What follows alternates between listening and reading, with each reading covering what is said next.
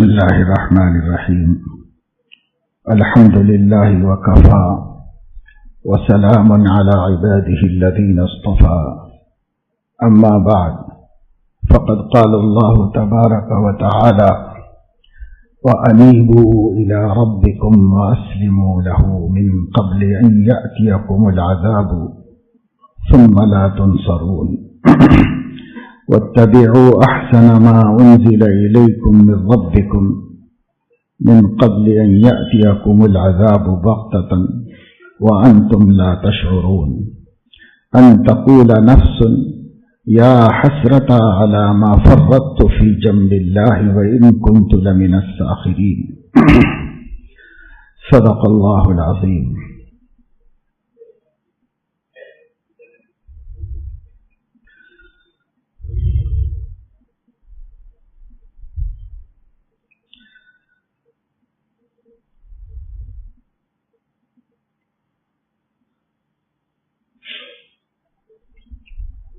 اللہ تعالیٰ نے ہم پر اپنا بڑا فضل فرمایا ہے کہ اس نے ایمان کی دولت سے سرفراز فرمایا اور پھر نیک کاموں کی توفیق عطا فرمائی. یہ رمضان المبارک کا مہینہ ہے اور اس مہینے کی ہر دن ہر رات اللہ تعالیٰ کی رحمت اور اس کی خیر و برکت کے نزول کا سبب ہے.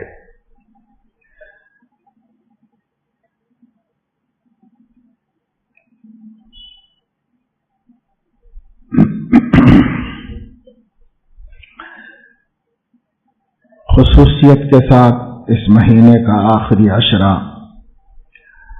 اور اس عشرے کی تاثراتیں وہ اور بھی زیادہ قابل قدر ہیں. ایک رات جو اللہ رب العزت نے اس مبارک مہینے میں رکھی ہے وہ شب قدر کہلاتی ہے. قدر کے دو معنی ہیں. ایک معنی تقدیر الہی سے متعلق ہے. اس رات میں پاک پروردگار اپنے بندوں سے متعلق سال بھر کے فیصلے تکمیل فرماتا ہے. اللہ تعالیٰ نے جو تقدیر مقدر فرما دی ہے اس تقدیر میں سے فرشتوں کو سال بھر کی پروگرام دے دیے جاتے ہیں. کون مرنے والا ہے، کب مرنے والا ہے، کس کو کیا روزی ملنے والی ہے، اس کے ساتھ کیا معاملہ ہونے والا ہے. یہ سب مقدرات اللہ تعالیٰ کی طرف سے فیصلے ہوتے ہیں. ان فیصلوں کو، یہ فیصلے تو اللہ نے ازل میں نافذ فرما دیے ہیں لیکن ان کے متعلقہ فرشتوں کے حوالے کرنے کا کام ہوتا ہے. سورہ دخان میں جو ذکر کیا گیا ہے انا انزلناہ فی لیلۃ مبارکۃ انا کنا منذرین فیہا یفرق کل امر حکیم امرا من عندنا، یہ اسی رات سے متعلق ہے. مفسرین، اکثر مفسرین کے نزدیک شب قدر سے متعلق ہے. شب قدر میں اللہ تعالیٰ فیصلے فرماتے ہیں. کس بندے کی موت ہے، کس بندے کی زندگی ہے، اس کے فیصلے فرماتے ہیں. حدیث میں آتا ہے، عجیب بات ہے کہ ایک شخص باغ لگا رہا ہے اور اس کا نام مردوں میں لکھا جا رہا ہے. ایک شخص شادی رچا رہا ہے اور اس کا نام اس سال کے مردوں میں لکھا جا رہا ہے اور اسے پتہ نہیں. اس لیے کہ اگر اللہ تعالیٰ اس کا پتہ کر دیتے تو اس دنیا کا نظام ہی ختم ہو جاتا اور برہم ہو جاتا. اس لیے اللہ رب العزت نے اس کا پتہ کسی کو نہیں دیا، کون کب مرنے والا ہے اور کون کب اللہ کے حضور حاضر ہونے والا ہے اس کا کسی کو پتہ نہیں. اللہ تبارک و تعالی شانہ نے ہر انسان کی موت مخفی رکھی ہے اور اس کی تقدیر مخفی رکھی ہے، لیکن وہ تقدیر نافذ ہوتی رہتی ہے اور دنیا اس کے مطابق چلتی ہے اور دنیا کا نظام اور کائنات کا نظام اس کے مطابق گزرتا رہتا ہے. اس لیے ہم کو اس رات کے اندر اللہ تبارک و تعالی شانہ سے خیر طلب کرنا چاہیے اور اللہ رب العزت سے مدد طلب کرنا چاہیے۔ علماء نے فرمایا ہے کہ قدر کی رات دعاؤں کی رات ہے، اللہ تبارک و تعالی شانہ سے ابتحال کی اور گڑ گڑانے کی رات ہے، اللہ رب العزت سے معافی مانگنے کی رات ہے۔ حدیث میں آتا ہے صدیقہ عائشہ رضی اللہ تعالی عنہا نے حضور اکرم صلی اللہ علیہ وسلم سے سوال کیا اور پوچھا، یا رسول اللہ، اگر میں شب قدر کو پا لوں تو اس میں کیا دعا مانگوں؟ تو حضور علیہ الصلاۃ والسلام نے فرمایا، قولی اللہم انک عفو تحب العفو فاعف عنی، اے اللہ تو عفو ہے، معاف کرنے والا، بہت معاف کرنے والا ہے، معاف کرنے کو پسند کرتا ہے، تو مجھے بھی معاف فرما دے۔ یہ دعا مانگنے کے لیے رسول اللہ صلی اللہ علیہ وسلم نے صدیقہ عائشہ رضی اللہ تعالیٰ عنہا سے فرمایا۔ اور اس حکم سے اور اس حدیث سے ہمیں یہ بات بھی پتہ چل گئی کہ ہمیں شب قدر میں دعا کا اہتمام کرنا چاہیے، استغفار کا اہتمام کرنا چاہیے، اللہ تعالیٰ سے اپنے پچھلے گناہوں پر توبہ کرنی چاہیے اور اللہ رب العزت کو راضی کر کے اس سے صلح کر لینی چاہیے۔ یہ اللہ تعالیٰ نے اس رات کے ساتھ ہمارے ساتھ عمل جوڑا ہے۔ اس کے علاوہ ہمیں نفل پڑھنا چاہیے، عبادت کرنی چاہیے، تلاوت کرنی چاہیے اور اللہ تعالیٰ کی طرف رجوع رہنا چاہیے۔ یہ سب چیزیں اس رات میں کرنے کی ہیں۔ بہت سے لوگ مبارک راتوں کو بازاروں میں گزارتے ہیں، گھومنے پھرنے میں گزارتے ہیں اور مسجدوں کو مزین کرنا، بازاروں کو روشن کرنا، اس کو سمجھتے ہیں کہ یہ رات کی قدر ہے۔ یہ شب قدر کی قدر نہیں ہے۔ شب قدر کی قدر یہ ہے پوری رات قیام و قعود میں، رکوع و سجود میں، دعا اور استغفار میں، توبہ اور انابت میں گزارنی چاہیے۔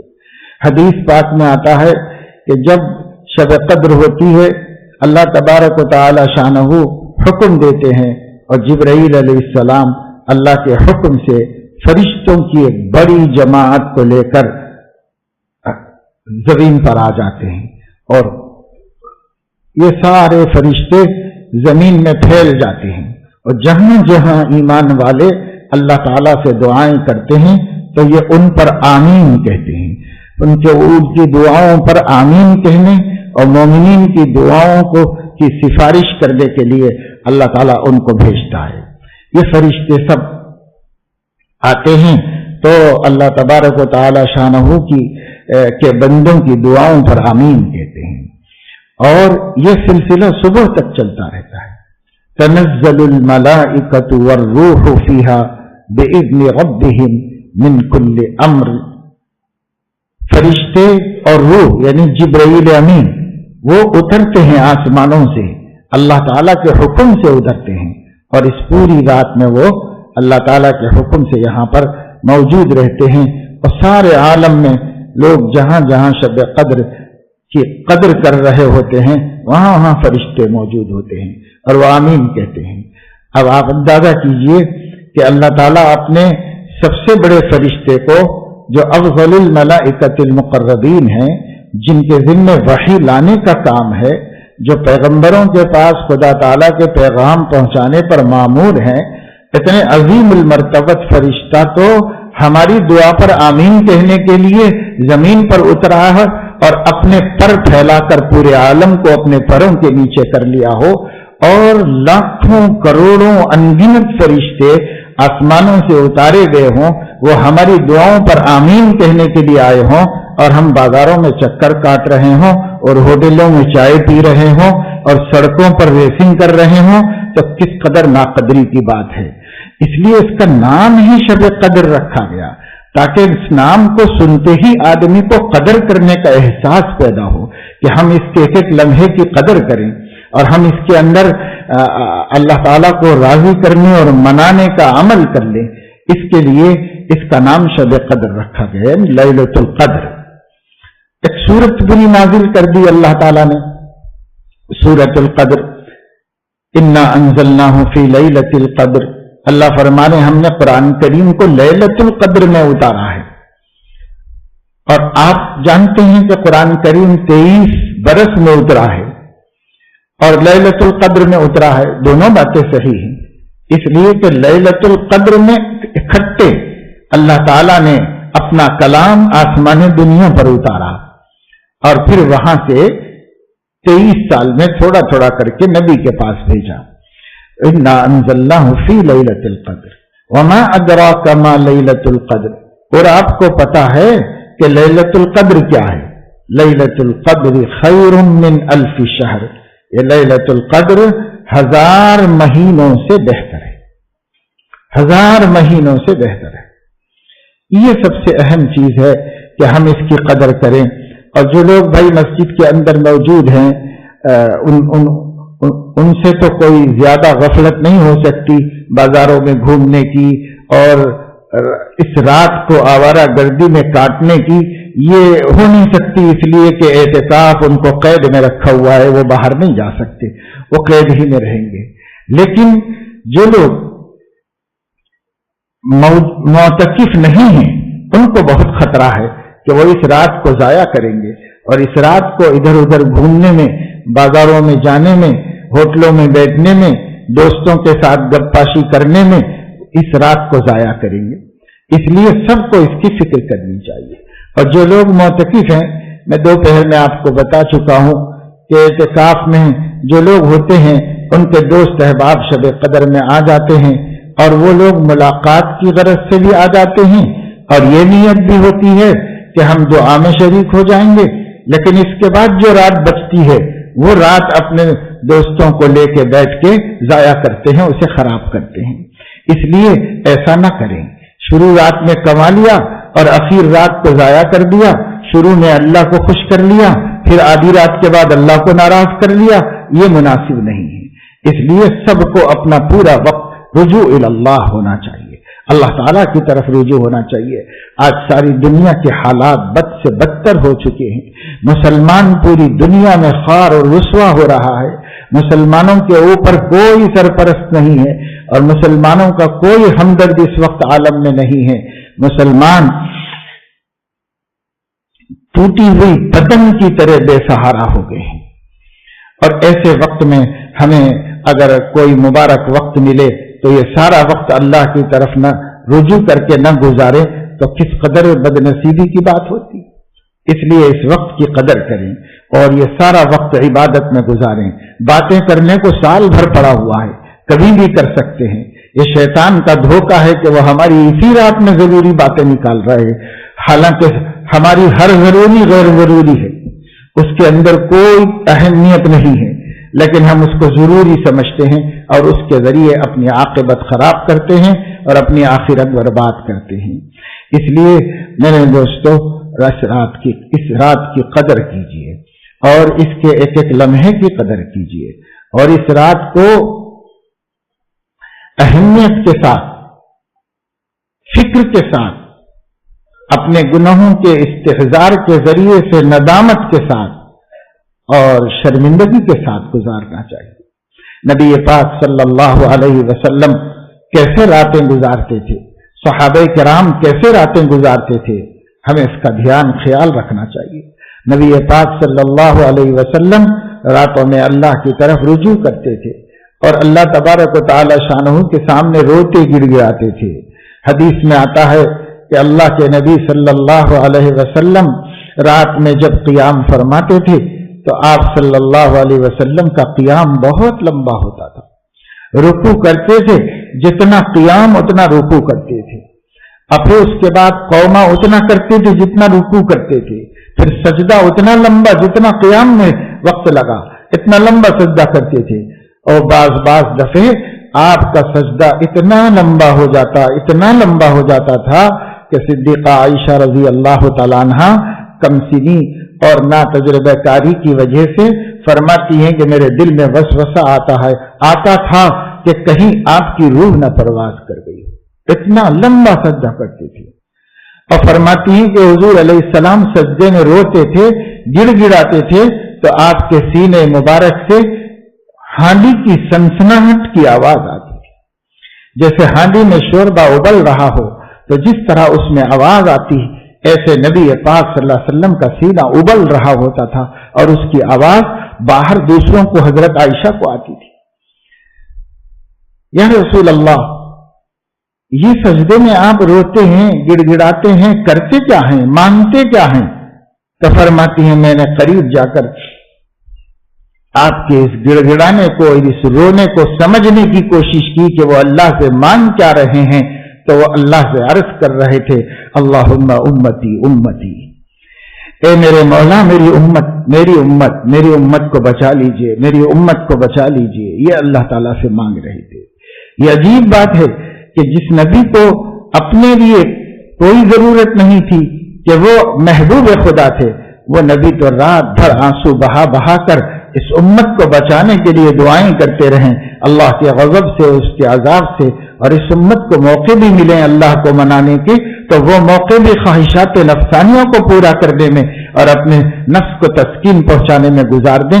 اس سے زیادہ سنگ دلی کی اور ہمارے دلوں کے سخت ہو جانے اور اجڑ جانے کی کیا دلیل ہو سکتی ہے؟ اس لیے دلوں میں گرمی پیدا کریں, دلوں میں نرمی پیدا کریں. اللہ تبارک و تعالی شانہ کے احسانات کو سوچیں اور اس کے مقابلے میں اپنی نافرمانیوں کو سوچیں. جتنے گناہ ہم کر رہے ہیں, یہ سارے گناہ جن ذرائع سے کر رہے ہیں وہ سب اللہ کی نعمتیں ہیں, اللہ کی نعمت ہے. اگر ہم بدنگاہی کر رہے ہیں, آنکھ اللہ کی نعمت ہے. اگر ہم میوزک یا گانے سن رہے ہیں, کان اللہ کی نعمت ہے. اگر ہم زبان سے بری بات کہہ رہے ہیں یا نامحرم سے گفتگو کر رہے ہیں, یہ زبان اللہ کی نعمت ہے. اگر زبان نہ ہوتی تو ہم کیا باتیں کرتے اور کس سے باتیں کرتے؟ اگر اللہ تعالیٰ اندھا پیدا کرتے یا اب آنکھ کی روشنی سلب کر لے تو کس منظر کو دیکھیں گے, کس خوبصورت سے لذت حاصل کریں گے؟ کچھ بھی نہیں. سب اللہ کا ہے, سب اللہ کا ہے, لیکن ہم اس کو اللہ کی بغاوت میں اور اس کی نافرمانی میں استعمال کر رہے ہیں.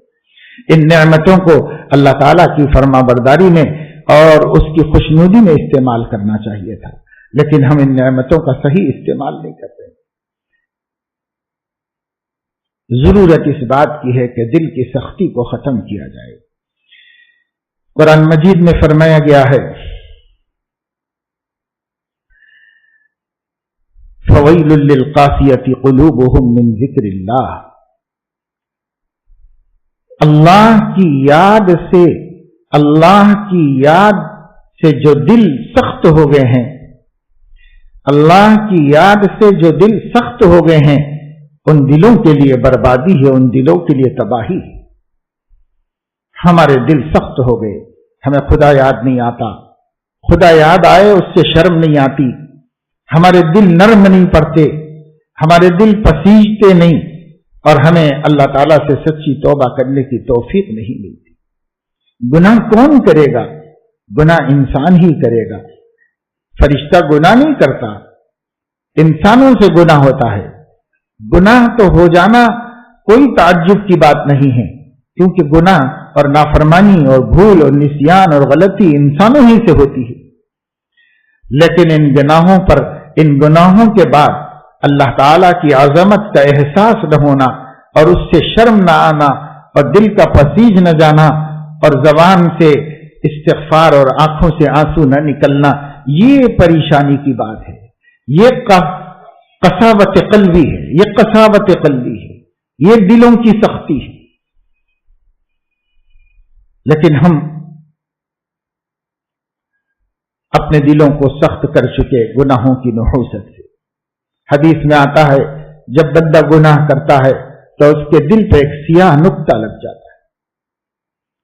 اگر وہ توبہ کر لیتا ہے تو دھل جاتا ہے, اور اگر توبہ نہیں کرتا تو دوسرے گناہ سے دوسرا, تیسرے گناہ سے تیسرا نقطہ لگتا چلا جاتا ہے, اور یہ نقطے لگتے لگتے لگتے دل سیاہ توے کی طرح ہو جاتا ہے. اور جب دل ایسا ہو جاتا ہے تو پھر اس کو نیک کاموں کی توفیق نہیں ہوتی، اللہ کی یاد نہیں آتی، قرآن کی تلاوت میں لذت نہیں ملتی، اللہ کے ذکر میں مزہ نہیں آتا، نیک لوگوں کی صحبت سے طبیعت گھبراتی ہے اور وہاں بیٹھنے کو جی نہیں چاہتا، مسجد سے طبیعت گھبراتی ہے، اہل اللہ سے طبیعت گھبراتی ہے، نیک کاموں سے طبیعت گھبراتی ہے، ہر نیکی سے بیزار ہو جاتا ہے وہ شخص جس کا دل کو زنگ لگ جاتا ہے. قرآن مجید میں فرمایا گیا ہے من یرید اللہ یشرح صدرہ للاسلام ومن یرید ان یضلہ یجعل صدرہ ضیقا حرجا. اللہ جس کو ہدایت دینے کا ارادہ فرماتے ہیں اس کے سینے کو اسلام کے لیے کھول دیتے ہیں، اور اللہ تعالی جس کو گمراہ کرنے کا ارادہ کرتے ہیں اس کے سینے کو تنگ کر دیتے ہیں، ایسے جیسے آسمان میں کوئی چیز گھسنا چاہ رہی ہو ایسے اس کا دل تنگ ہو جاتا ہے کہ اس میں ہدایت گھسنے نہیں پاتی. صحابہ نے پوچھا کہ یا رسول اللہ دل کے تنگ ہو جانے کی علامت کیا ہے؟ تو فرمایا حق باطل نظر آتا ہے اور باطل حق نظر آتا ہے. اچھی بات سے وحشت ہوتی ہے اور بری بات بہت پسند آتی ہے. گناہوں میں جی لگتا ہے اور نیکیوں سے جی گھبراتا ہے. آج ہمارا حال یہی ہو گیا، گناہ کی طرف رغبت ہے، گناہوں میں جی لگ رہا ہے، اور نیکی کا نام لو تو طبیعت گھبرا رہی ہے. کوئی نصیحت کرے تو نصیحت سننے کو تیار نہیں. ناصحہ مت کر نصیحت، جی مرا گھبرائے ہے، میں اسے سمجھوں ہوں دشمن جو مجھے سمجھائے ہے. سمجھنے کے لیے تیار نہیں. دلوں کی سختی کا نتیجہ ہے کہ نمازیں نہیں ہو پا رہی ہیں، دلوں کی سختی کا نتیجہ ہے قرآن کی تلاوت نہیں ہو پا رہی ہے، دلوں کی سختی کا نتیجہ ہے ماں باپ کی خدمت نہیں ہو پا رہی ہے، دلوں کی سختی کا نتیجہ ہے ہر قسم کے گناہ کی طرف طبیعت راغب ہے، اور ہر قسم کے گناہ کے اندر آدمی ملوث ہے. یہ سب دل کی سختی کا نتیجہ ہے. دل سخت ہو جاتا ہے پھر انسان کو اچھی بات بری اور بری بات اچھی لگنے لگتی ہے. دلوں کی سختی کا بھی حل ہے. ایک حل یہ ہے اللہ تعالیٰ سے دعا مانگی جائے اور وہ ہر مسئلے کا حل ہے. جی لگا کر دل کی گہرائی سے اللہ تبارک و تعالی شانہ سے دعا مانگی جائے. وہ ہم نے اس کا بھی ہمیں ذوق نہیں ہے. آج دعا مانگنے والے بھی خال خال رہ گئے. حضرت مولانا یوسف صاحب کاندلوی رحمت اللہ علیہ فرماتے تھے کام تو بہت بڑھ رہا ہے لیکن رونے والے کم ہو رہے ہیں.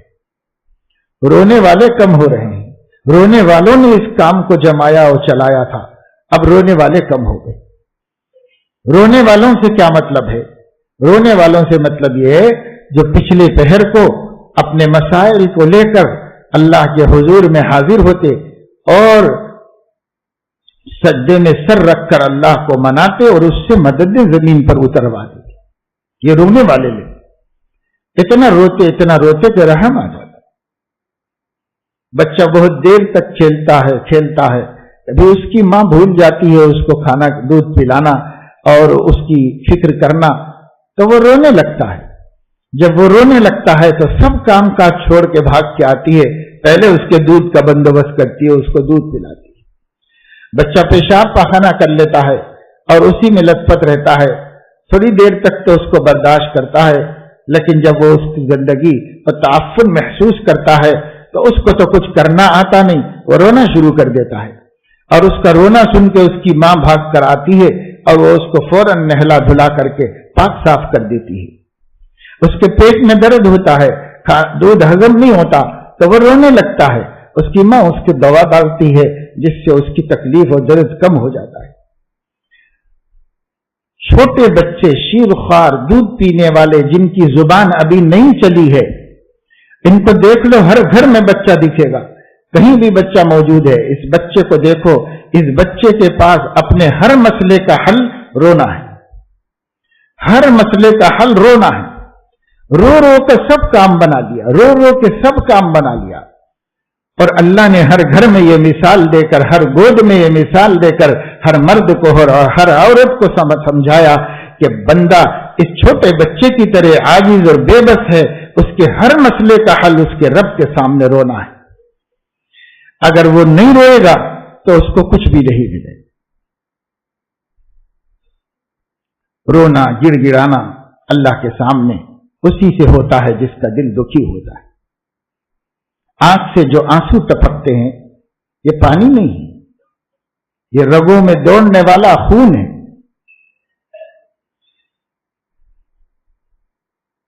جب دل جلتا ہے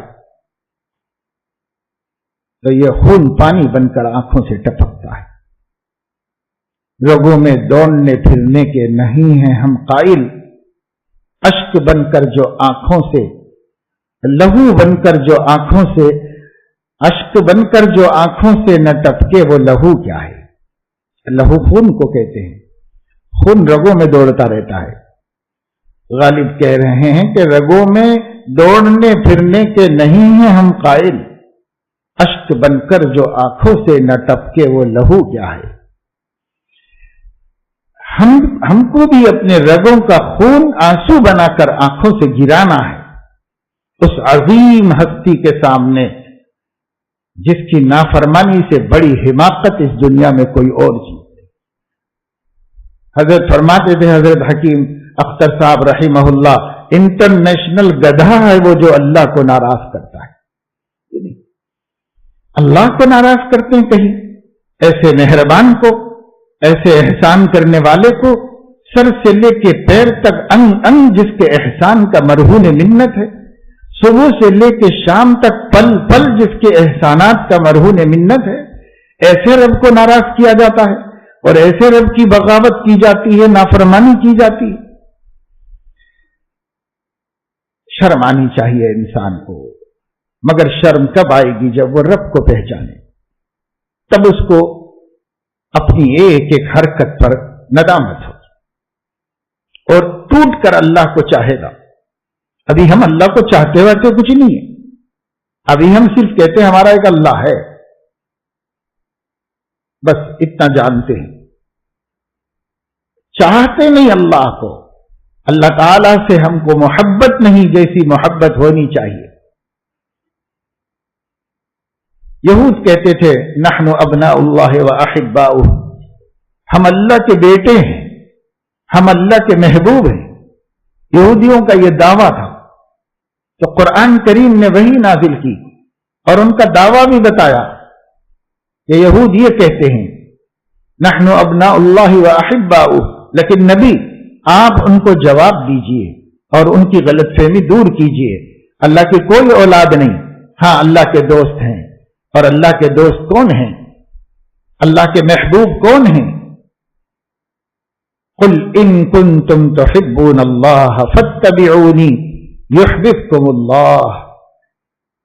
آپ ان سے کہہ دیجئے کہ اولاد تو اللہ کی ہے نہیں, وہ دعویٰ تو ابناء اللہ کا بالکل باطل غلط ہے, لیکن احباء اللہ ہو سکتے ہیں, اللہ کے دوست ہیں, محبوب ہیں. اور وہ محبوب کیسے بنتے ہیں؟ دعوے کرنے سے نہیں بنتے, بلکہ ان کنتم تحبون اللہ فاتبعونی, لوگوں اگر تم اللہ کے محبوب بننا چاہتے ہو تو میرا اتباع کرو, میرا اتباع کرو. یحببکم اللہ, اللہ تم سے محبت کرے. ان کنتم تحبون اللہ فاتبعونی یحببکم اللہ. معلوم ہوا کہ وہی اللہ کے محبوب ہیں جو اللہ کے نبی کے متبع ہیں. جو نبی کے متبع نہیں وہ اللہ کے محبوب نہیں. تو جب انسان کے دل میں اللہ کی محبت پیدا ہوگی تو پھر یہ انسان اللہ تبارک و تعالی شانہ کے سامنے روئے گا, گڑ گڑائے گا. اللہ تعالیٰ مخفی ہے ہم سے, اللہ تعالیٰ آخرت میں ہے.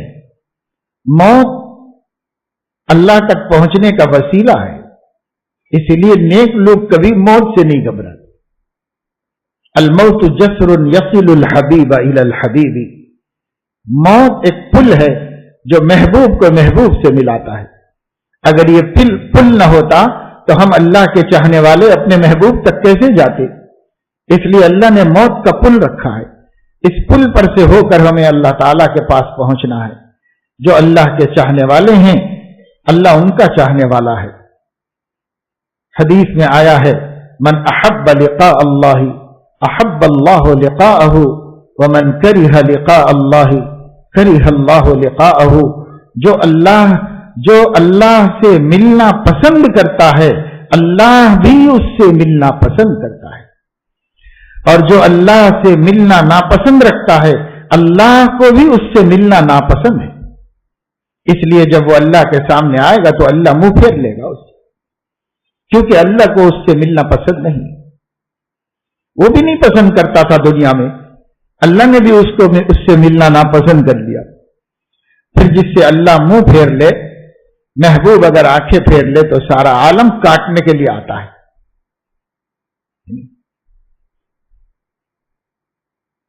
ہم نے نبض کائنات ڈوبتی دیکھی جب مزاج یار برہم پایا۔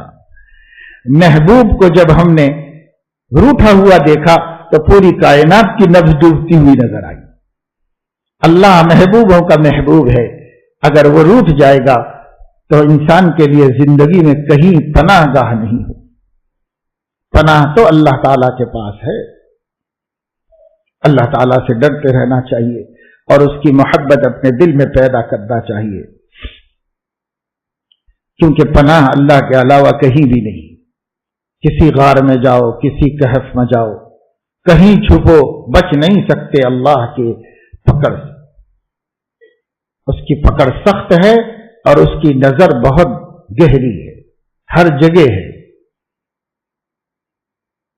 مجھے جہاں میں نہ اما ملی، جو اما ملی تو کہاں ملی، میرے جرم خانہ خراب کو تیرے عفو بندہ نواز میں۔ اللہ تعالیٰ ہی کے ہاں پناہ ہے، اور کہیں پناہ نہیں ملی انسان کو اللہ تعالیٰ سے، اور ہم اللہ ہی کو چھوڑ کے بھاگ رہے ہیں، اللہ ہی کو چھوڑ کے بھاگ رہے ہیں۔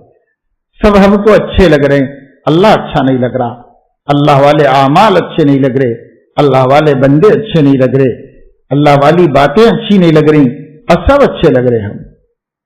تو من کرہ لقاء اللہ کرہ اللہ لقاءہ، جو اللہ سے نہیں ملنا چاہتا اللہ تعالیٰ بھی اس سے نہیں ملنا چاہتا۔ جب ہمارے دل میں اللہ کی سچی محبت بھر جائے گی تو پھر ہمیں راتوں میں بستر اچھال دے گا اور ہم پچھلے پہر بجائے پڑے رہنے کے مصلے پہ کھڑے رہیں گے۔ بعض بزرگوں نے فرمایا ہے کہ جب پچھلی پہر ہوتی ہے، تیسری تہائی باقی رہتی ہے، تو ہم چاہے کتنے ہی تھکے ہوں اور چاہے کتنی ہی گہری نیند میں ہوں، ایسا لگتا ہے کہ بستر اچھال کے پھینک دیتا ہے، اور ہم اٹھنے پہ مجبور ہوتے ہیں کیونکہ ہمارا رب ہم کو اپنے سامنے دیکھنا چاہتا ہے۔ اس کے سامنے کھڑے ہوتے، اس کے سامنے کھڑے ہونے کے واسطے اٹھ جاتے ہیں اور اس کے سامنے کھڑے ہوتے ہیں، روتے ہیں، گڑ گڑاتے ہیں، دعائیں مانگتے ہیں۔ والذین یبیتون لربہم سجدا وقیاما، اور اللہ تعالیٰ سے کہتے ہیں ربنا اصرف عنا عذاب جہنم ان عذابها کان غراما انها ساءت مستقرا ومقاما۔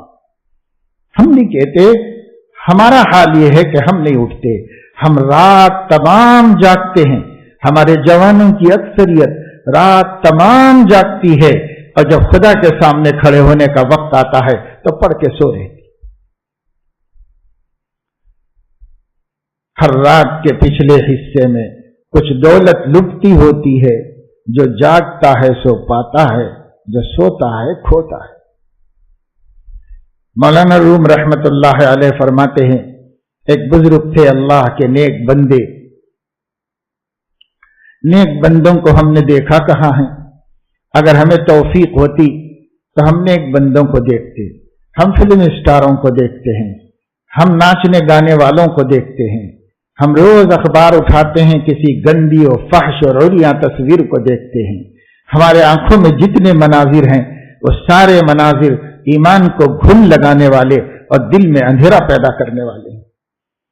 اگر ہم اللہ کو دیکھتے تو ہمیں اللہ یاد آتا، الذین اذا رؤوا ذکر اللہ، وہ لوگ جنہیں دیکھتے ہی اللہ یاد آتا ہے اور دنیا کی نفرت پیدا ہوتی ہے، آخرت کی رغبت بڑھنے لگتی ہے۔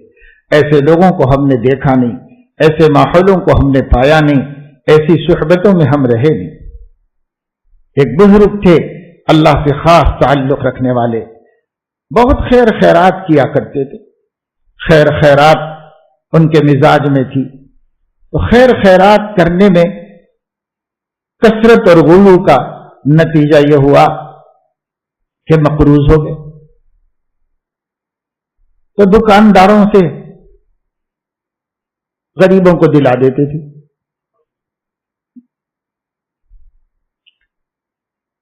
جب ان کی موت کا وقت قریب آیا تب تک وہ اس قابل نہیں ہو سکے کہ بنیوں کے پاس سے جتنا ادھار لوگوں کو دلا دیا تھا وہ واپس کر سکے، اس قابل نہیں ہو سکے۔ بستر مرگ پر پڑ گئے۔ شہر میں چونکہ مشہور آدمی تھے تو شہر میں ان کی بیماری کی خبر چل پڑی اور لوگوں نے کہا کہ اب تو وہ بستر پہ پڑ گئے ہیں، تو سب بنیے پریشان ہو گئے کہ صاحب ان کا اتنا بقایا ہے اور یہ دنیا سے جا رہے ہیں، اب کون پھیڑے گا، کون ادا کرے گا؟ اس لیے حیران پریشان ہوئے اور سب لوگ اپنے کھاتے لے کے ان کے گھر پہنچ گئے۔ اب وہی کھاتوں کو کھول کے رکھ دیا کہ صاحب آپ نے اتنا دلوا دیا لوگوں کو، ہم آپ کے بھروسے دیتے رہے کہ آپ اتنے نیک آدمی ہیں، آپ سے کیا خطرہ دھوکہ ہم کو ہو سکتا تھا، لیکن اب آپ بستر مرگ پہ پڑ گئے، موت قریب میں ہے اور کوئی اسباب آپ کے پاس ہے نہیں، ہم لوگوں کا اتنا سارا سرمایہ ڈوب گیا، کون دے گا؟ انہوں نے ان سب کی باتیں سنی اور اس کے بعد چادر سر پہ اوڑھ لی اور خاموش لے لی، کچھ بھی جواب نہیں دیا۔ تو یہ لوگ پریشان ہو کے وہیں بیٹھ گئے سب لوگ۔ پھر کوئی آیا، اس نے آ کر اپنا حساب کتاب بتایا اور بہی کھاتا سامنے رکھ دیا، انہوں نے سب سن لیا اور چادر اوڑھ کے لیٹ گئے، کسی کو جواب نہ دیتے، کسی کو کچھ نہ بولتے، اور سب لوگ مایوس دل دھڑک رہے ہیں کہ صاحب ان کا دھڑکنا بند ہو جائے تو ہمارا بھی کہیں نہ بند ہو جائے، اس لیے سب حیران پریشان بیٹھے ہوئے۔ اتنے میں راستے سے کوئی بچے کی آواز آئی جو حلوہ بیچ رہا تھا، مٹھائی بیچ رہا تھا۔ کہا مٹھائی بیچنا، تو فوراً اٹھ کے بیٹھ گئے، کہا اس بچے کو بلاؤ اندر۔ وہ آیا، اس کی سینی میں لگن میں جس میں مٹھائی تھی اماں بنا کے دی تھی کہ بیچ کے آؤ، تو بیچنے کے لیے نکلا تھا۔ کہا کتنی مٹھائی ہے؟ اتنے کلو۔ کتنے کی؟ اتنے کی ہے، سب لوگوں کو کھلا دو۔ تو سب کو کھلا دیا، اور جب وہ پیسے لینے کا نمبر آیا تو ان کو ہی دینے کے لیے نہیں تھا، تو اس کو کہاں سے دیں؟ تو پھر وہ چادر اوڑھ کے لیٹ گئے۔ جی نہیں، تو وہ جتنے آئے تھے بنیے وہ تو پیسے والے لوگ تھے، خوب دھندا کاروبار کرنے والے اور پیسہ دیکھے ہوئے، پیسہ کمائے ہوئے لوگ تھے، وہ تو بیٹھے ہوئے تھے صبر سے، لیکن یہ بچہ صبر نہیں کر سکا۔ اس بچے نے کہا کہ حضور اماں بڑی محنت سے بنا کے دی ہے یہ، اور مجھے بیچ کے پیسہ بنا کے لانے کو کہا ہے، وہ پیسہ دیجئے، میں گھر کیسے جاؤں، کیا منہ لے کے جاؤں گھر میں؟ تو انہوں نے کچھ بھی جواب نہیں دیا۔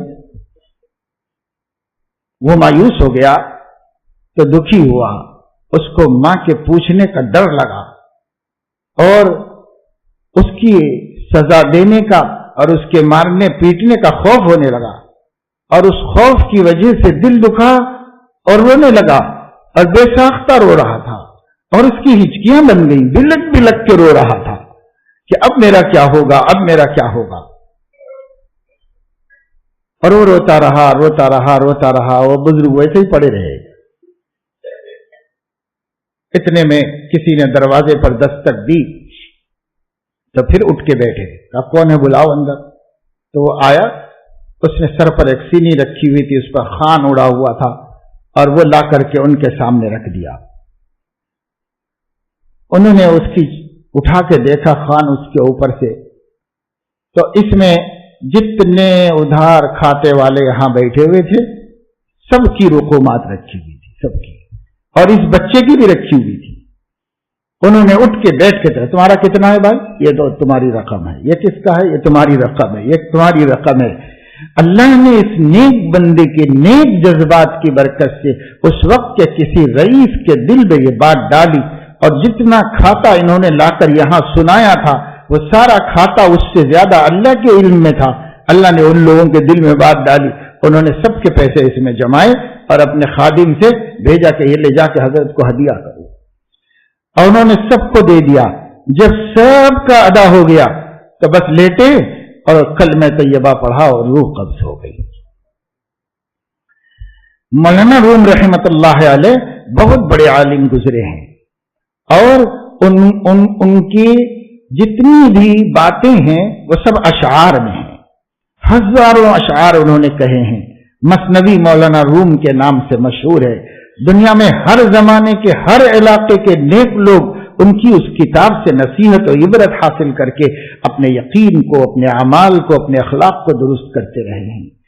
مولانا روم رحمت اللہ علیہ نے اسی کتاب میں یہ واقعہ لکھا ہے، اور اس واقعے کو لکھ کر اصل بات بتاتے ہیں۔ تانا گریت کو دکے حلوہ فروش، بحر بخشائش نہ آید بجوش۔ جب تک یہ حلوہ بیچنے والا بچہ تڑپ تڑپ کے بلک بلک کے رویا نہیں، حق تعالی کی بخشش کے دریائے رحمت میں جوش نہیں آیا۔ یہ رونا کا کمال ہے، یہ گڑ گڑانے کا کمال ہے اللہ کے سامنے۔ جتنا اللہ کے سامنے تڑپ کر انسان معافی مانگتا ہے اتنی جلدی اللہ معاف فرما دیتا ہے۔ اللہ تعالیٰ کو ایسے جیسے ماں بچے کا رونا نہیں سن سکتی، ماں کو محبت دینے والا پاک پروردگار اپنے بندوں کا رونا کیسے سن سکتا ہے؟ حدیث میں ہے کہ اللہ نے محبت پیدا کی، جیسے اعراض مخلوق ہیں ایسے ہی کیفیات بھی مخلوق ہیں۔ کیفیات اللہ نے پیدا کی ہیں تو پیدا ہوئی ہیں، تو محبت ایک کیفیت ہے، اس کیفیت کو اللہ نے پیدا کیا، وہ پہلے نہیں تھی، اس کو عدم سے وجود میں لایا، اور جب محبت کی حقیقت پیدا ہوئی اللہ کے حکم سے تو اللہ نے اس کو 100 حصوں میں بانٹا، اور ایک حصے کو کل مخلوقات میں تقسیم کیا، اور 99 حصے اپنے بندوں پر برتنے کے لیے اپنے پاس رکھے اللہ نے۔ ایک حصے کو کل مخلوقات میں، ہمارے نبی نے فرمایا شیر اپنے بچوں سے محبت، شیرنی اپنے بچوں سے جو محبت کرتی ہے اور جو کھلاتی ہے ان کو اپنے سامنے، وہ اسی ایک محبت کے حصے میں سے ہے۔ سانپ اپنے سپولوں کو لے کر جاتا ہے، مرغی چھوٹے چھوٹے چوزے ان کو چگنا سکھاتی رہتی ہے، اگر کسی شخص کو اس کی طرف بڑھتا ہوا دیکھا ایک آواز نکالتی ہے، سب بچے اس کے قریب ہوئے، اس نے پروں میں چھپا لیا، ایک کو بھی باہر دکھنے نہیں دیا۔ یہ ممتا جو مرغی کے دل میں ہے اپنے بچوں کے لیے، وہی 1% کے حصے میں سے، یہاں تک کہ اب سائنس نے ثابت کر دیا کہ جانداروں ہی میں محبت نہیں ہوتی، بے جان چیزوں میں بھی محبت ہوتی ہے، بے جان چیزوں میں بھی محبت ہوتی ہے۔ اور درختوں سے محبت کرتا ہے، بہت سے درخت انسانوں سے محبت کرتے ہیں، ایسے درخت دریافت کیے گئے ہیں، ایسے درخت ملے ہیں، جب وہاں سے کوئی گزرتا ہے تو درخت جھک کے لپٹ جاتا ہے، اس کو بھی شعور دیا گیا ہے اور اس میں بھی محبت رکھی گئی ہے۔ تو اب یہ بات ثابت ہے کہ محبت کی حقیقت کل مخلوقات میں اللہ نے بانٹی، کل مخلوقات میں اللہ نے محبت بانٹی ہے، اور یہ محبت جو کل مخلوقات میں، مخلوق کی ہر جنس میں، جنس کی ہر نوع میں، نوع کے ہر فرد میں اللہ تعالیٰ نے جو محبت تقسیم کر دی وہ 1% میں سے تقسیم کی ہے، اور 99% اللہ کے پاس ہے، اللہ کے پاس ہے۔ اور وہ اللہ اسی محبت کی وجہ سے بڑے بڑے گناہوں کے باوجود آنکھ پھیر لیتا ہے، اللہ تعالیٰ نہیں دیکھتا بندے کو اور بندے کی طرف سے نظر ہٹا لیتا ہے، ورنہ اس معمولی قسم کی نافرمانی پر وہ عظیم اتنی عظمت کا اہل ہے کہ وہ جلا کر خاکستر کر دیا جاتا، لیکن وہ نظر انداز کرتا ہے کیونکہ اس نے محبت سب اپنے لیے، اپنے بندوں کے لیے رکھی ہوئی ہے، اس محبت کی وجہ سے نظر انداز کرتا ہے۔ اگر اللہ تعالیٰ محبت کا معاملہ بندوں کے ساتھ نہ فرماتا किसी बंदे की पेशानी को किसी बुत के आगे झुकने न देता। उसी वक्त सर टूटता, उसी वक्त गैब का उसके सर के ऊपर गुर्ज पड़ता और सर फटता उसका। लेकिन उसके पास मोहब्बत है, वो उस मुशरिक को भी, उस पुजारी को भी, उस बेईमान को भी, वो खुदा के गद्दार को भी जीने दे रहा है। शायद तौबा करेगा, शायद इसको तौबा की तौफीक मिल जाए, इसलिए उसको अल्लाह जीने दे रहा है, उसको खाने दे रहा है, उसकी आंखें अंधी नहीं कर रहा है, उसके कान बहरे नहीं कर रहा है, उसको हाथ पैर से माजूर नहीं कर रहा है। तसद्दुक अपने खुदा के जाऊं, ये प्यार आता है मुझको इंशा, इधर से ये गुनाह पे हम, उधर से दम बदम इनायत। क्या मामला अल्लाह पाक का है। हदीस में है कि बंदा गुनाह करता है, अल्लाह से बच तो नहीं सकता, अल्लाह की नजर सबको देखती है, नेकी करने वाले को भी देखती है और बदी करने वाले को भी अल्लाह की नजर देखती है। अल्लाह की नजर से कोई चूक नहीं सकता। अल्लाह ताला फरमा रहे, हदीस में आता है कि जब अल्लाह ताला किसी बंदे को गुनाह करते हुए देखता है तो अल्लाह को हया आती है, क्योंकि वो हय्युन करीमुन है, बहुत बाहया और बहुत करीब है। अल्लाह को हया आती है। अब गुनाह हम करते हैं, इन्हीं हमको आनी चाहिए हया और शर्म, लेकिन अल्लाह तबारक व तआला शानहू को हया आती है।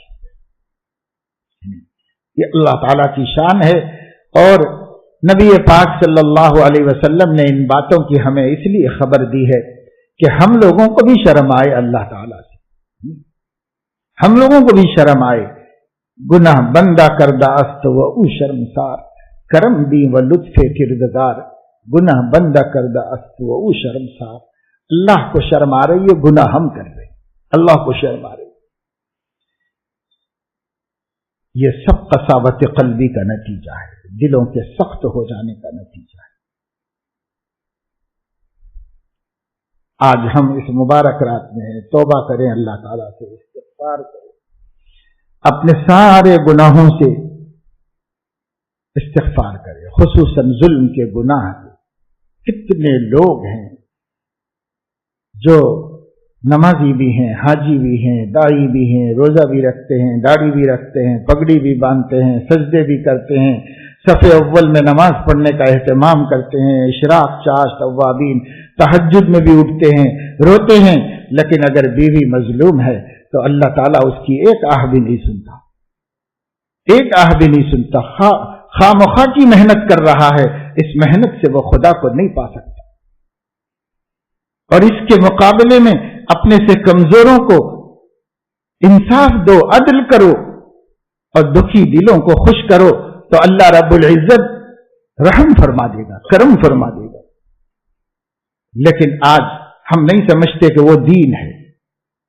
परसों हजरत तशरीफ लाए थे, हजरत शाह साहब दामद बरकातुहुम, और एक बात अपनी बातों में ये भी फरमा गए कि आज हमने जिस चीज को खुद अपने लिए पसंद किया है, बस वही हमारी दुनिया है, वही हमारी दीन की कायनात है, कुल कायनात वही है।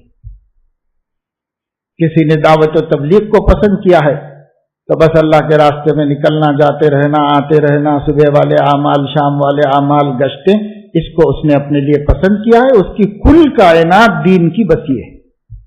इसके आगे उसे मुआमलत नहीं मालूम, मुआशरत नहीं मालूम, अखलाक नहीं मालूम, माँ के हक नहीं मालूम, बीवी के हक नहीं मालूम, बच्चों के हक नहीं मालूम, पड़ोसी के हक नहीं मालूम, उसे कुछ पता नहीं है। उसने अपने लिए दीन का खाका बनाया है, एक नक्शा बनाया है, वो दीन की कुल कायनात इसी को समझ रहा है। कुछ लोगों ने खिदमत खल्क को दीन कहा है, और वो कुछ लोगों की मदद करना, गरीबों के लिए जमा करना, गरीबों तक पहुंचा देना, गरीबों को खिला देना, गरीबों को पहना देना, उन्होंने इसको अपने लिए पसंद कर लिया है और इसको दीन कहा है।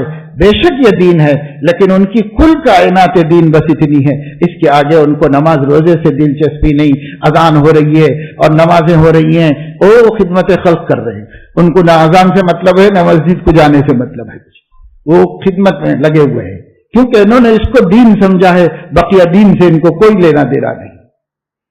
इसी तरीके से کچھ لوگوں نے سیاسی خدمت اور سماجی خدمت کو اب دین سمجھ کر اختیار کیا ہے. ارے بہت بڑی بات ہے بھائی، کسی پریشان حال کا کام بنا دینا، کسی کے مسئلے کی پیروی کر دینا، کسی کا مقدمہ لڑا دینا، کسی کو پریشان ہے رہائی کرا دینا، کسی کو کچھ کر دینا. یہ سماجی خدمات بہت بڑی خدمات ہیں، یقیناً بہت بڑی خدمات ہیں. کتاب و سنت میں اس کے بہت اجر و ثواب بتائے گئے ہیں، لیکن اس کو اس نے اختیار کر لیا، بس اس کے دین کی کائنات اتنی ہے، انہی چیزوں میں پھرتا ہے، ایسے ہی لوگوں کے ساتھ رہتا ہے، صبح اسی میں ہوتی ہے، شام اسی میں ہوتی ہے، اور اس کو بقیہ دین سے کوئی لینا دینا نہیں. یاد رکھو، دین نام ہے جمیع ما جاء بہ النبی کا. جو کچھ لے کر اللہ کی طرف سے پیغمبر اس دنیا میں آئے ہیں، وہ سارے کے سارے دین کا پابند ہونا اور اس پورے دین کو دین مان کر قبول کرنا مومن ہونے کے لیے لازم ہے، ضروری ہے. اور اگر مانتا تو ہے مگر اختیار نہیں کرتا، قبول نہیں کرتا، تو پاپی ہے اور مجرم ہے. اور بعض دفعے بعض اعمال اللہ کے نزدیک بعض اعمال سے زیادہ اہم اور ضروری ہوتے. بندوں کے حقوق اللہ کے حقوق سے بھی زیادہ ضروری ہے،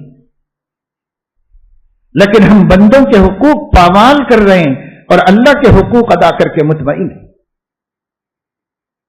کیوں؟ اس کو ہم نے دین سمجھا اور اس کو دین میں داخل نہیں کیا. حضرت مولانا الیاس صاحب نور اللہ مرقدہ فرمایا کرتے تھے، میری اس تحریک کا مقصد پوری امت کو جمیع ما جاء بہ النبی پر لانا ہے. جو کچھ رسول اللہ لے کر آئے ہیں وہ سب امت میں آ جائے، ان کی زندگی میں آ جائے. میں اس مقصد سے اس کام کو شروع کیا ہوں، پوری امت کو جمیع ما جاء بہ النبی پر لانا ہے. تو پوری امت کو ٹارگٹ بنانا تو ہمیں یاد رہا، لیکن جمیع ما جاء بہ النبی پر لانا تو کیا، وہ کہتے کس کو ہیں وہ بھی نہیں پتا ہے، کہتے کس کو ہیں جمیع ما جاء بہ النبی، اس کا بھی نہیں پتا ہے. عربی کا اتنا بڑا لفظ ہے اور وہ مولانا نے اس لیے استعمال کیا کہ اہل السنت والجماعت نے عقیدے میں یہی لفظ استعمال کیا ہے. مسلمانوں کا عقیدہ یہ ہے کہ نبی کو نبی جو کچھ لے کر آئے ہیں اس کے ساتھ ماننا. جمیع ما جاء بہ النبی، ہر وہ حکم جسے لے کر نبی اللہ کی طرف سے ہماری جانب مبعوث کیے گئے، ہر حکم چاہے وہ رتی کے برابر ہو چاہے ہٹی کے برابر ہو، ہر حکم جو نبی لے کر آئے ہیں ہمارا دین ہے، وہ ہمارا دین ہے، اسے سیکھنا ہے اور اس پر چلنا ہے. سرور عالم صلی اللہ علیہ وسلم انا اول المسلمین کہہ گئے، وبذلک امرت وانا اول المسلمین. لوگوں جس دین کو میں تمہیں دعوت دے رہا ہوں اسی کا میں بھی پابند کیا گیا ہوں اور میں سب سے پہلا فرما بردار ہوں، سب سے پہلا فرما بردار. وَبِذَلِكَ أُمِرْتُ، جس چیز کی میں تمہیں دعوت دے رہا ہوں، سارے قرآن کی طرف، تمام حدیثوں کی طرف میں تم کو بلا رہا ہوں، میں دعوت دے رہا ہوں کہ میری اتباع کرو. جس چیز کی میں تم کو دعوت دے رہا ہوں اللہ نے اس چیز کا مجھے بھی پابند کیا ہے، میں بھی اس پر عمل کرنے کا پابند ہوں. چنانچہ میں عمل کر رہا ہوں، تم کو کہنے سے پہلے میں عمل کر رہا ہوں.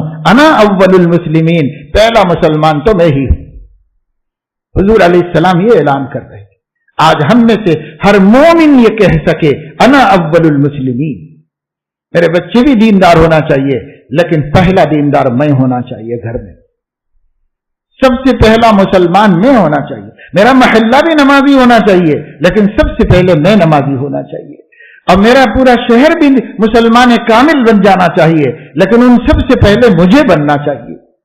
او انفسکم واہلیکم نارا، اپنے آپ کو اپنے گھر والوں کو جہنم کی آگ سے بچاؤ. یہ پہلا فریضہ ہے، سب سے پہلا فریضہ ہے اپنے کو جہنم سے بچانا. اور نمبر 2 بیوی بچوں کو جہنم سے بچانا، کیونکہ سب سے زیادہ حق انسان پر اس کی بیوی اور اس کی اولاد کا ہے. سب سے زیادہ حق، شادی سے پہلے تک سب سے زیادہ حق ماں باپ کا ہے، لیکن شادی ہونے کے بعد پہلا حق بیوی کا ہے، اور ماں باپ کے بھی حق باقی ہے، ختم نہیں ہوئے. یعنی کسی کے پاس 10 روپے ہیں تو سب سے پہلے بیوی بچوں پر خرچ کرنا ہوگا، اس سے بچنے کے بعد بقیہ رشتہ داروں کا حق لگے گا. سب سے پہلے بیوی بچوں پر خرچ کرنا ہے۔ تو ایسے لوگ بھی ہیں اور ماشاءاللہ بڑے دیالو، بڑے خیراتی ہیں، اور ہزاروں لاکھوں خیرات کرنے کا پورے محلے میں چرچا ہے، اور بیوی جب سے صحرا باندھ کے گھر میں آئی ہے ایک تمنا پوری نہیں کر سکی، ایک خواہش اس کی پوری نہیں کر سکے جائز، حالانکہ پیسہ ہے اور اس پیسے سے دنیا بھر میں سخی مشہور ہو رہی ہیں۔ صاحب بہت سخی آدمی ہے، بہت سخی آدمی، بہت ہمدرد ہیں، کسی کا دکھ نہیں دیکھ سکتے، کسی دکھ سب سارے جہاں کا دکھ نہیں دیکھ سکتا، لیکن بیوی کا تڑپنا دیکھ سکتا ہے۔ یہ کیا انسان ہے؟ یہ مسلمان ہے؟ مسلمان ہے نہ انسان ہے؟ دھوکہ باز ہے، دھوکے میں پڑا ہوا ہے۔ یخادعون اللہ والذین آمنوا وما یخدعون الا انفسهم وما یشعرون۔ ایک بزرگ گزرے ہیں دعوت و تبلیغ کے حیدرآباد میں، محترم بھائی عابد خان صاحب رحمت اللہ علیہ، بہت لوگ جانتے ہوں گے اور اس مجمع بھی بہت سے جانتے ہوں گے، کیونکہ کوئی زیادہ زمانہ نہیں ہوا دنیا سے پردہ کر کے۔ ایک عالم کو اللہ نے ان کے ذریعے ہدایت دی، شاید شمار نہیں کیے جا سکتے وہ افراد جو ان کی دعوت اور محنت سے گناہگارانہ زندگی سے ہٹ کر نیکی کی زندگی میں آئے۔ ان کا ایک خطاب ہوا اسٹوڈنٹس میں، پلٹن کی مسجد میں، نوجوانوں کا جوڑ تھا، طلبہ تھے سب، اس میں ان کا خطاب ہوا۔ اس میں بہت سی باتیں بتائیں، ایک بات یہ بھی بتائی، جب اسی زمانے میں شروع ہوا تھا کام 2.5 گھنٹے کی ترتیب والا، تو اس کی اہمیت بتائی اور اس کا پابند کیا، اور اس کے بعد یہ فرمایا کہ دیکھو یہ سب اس لیے کرایا جاتا ہے تاکہ دین کی حقیقت ہم پر کھلے اور ہم دین پر جمنے کے مجاہدے کی پریکٹس کر لیں اور تیاری کر لیں۔ اس کے لیے یہ مشق کرائی جا رہی ہے۔ اصل مقصد یہ ہے کہ ہم دین پر اور اوامر اسلام پر جمیں، اللہ کے احکام پر جمیں، یہ اصل مقصد ہے۔ اس اصل مقصد کے لیے یہ پریکٹس ہے مجاہدے کی جو کرائی جا رہی ہے۔ اب پھر مثال دے کے سمجھایا کہ دیکھو صبح میں تم نے 2.5 گھنٹے کی ترتیب میں حصہ لیا اور گئے گھر میں، تو جانے کے بعد تمہاری اماں کہنے لگے بیٹے اچھا کیا، ابھی میں انتظار کر رہی تھی تیرا، یہ ذرا ہرا مسالہ لا، سالن بنا رہی ہوں۔ تو کہنے لگے میں 2.5 گھنٹے کی گشت میں تھا، میرے سے نہیں ہو سکتا، میں جا رہا ہوں، آرام کر رہا ہوں۔ تو عابد بھائی نے اس وقت فرمایا اور بہت درد سے فرمایا کہ تم کو اس 2.5 گھنٹے سے بھی کچھ نہیں ملا، اس لیے نہیں ملا کہ وہ بھی اس لیے کرایا گیا تھا کہ ماں کا کہنا ماننا سیکھو، اور جب تم ماں کا کہنا نہیں مانے تو اس سے بھی کچھ نہیں ملا تم کو، دھوکے میں رہ گئے تم کہ ہم نے کچھ پایا، کچھ بھی نہیں پایا۔ یہ ہمارے بڑے لوگ تھے جو سچا راستہ دکھاتے تھے ہم کو، اس سے لوگ صحیح دین پہ جمتے تھے، اس سے لوگوں کو دین کی حقیقت کھل کر سامنے آتی تھی۔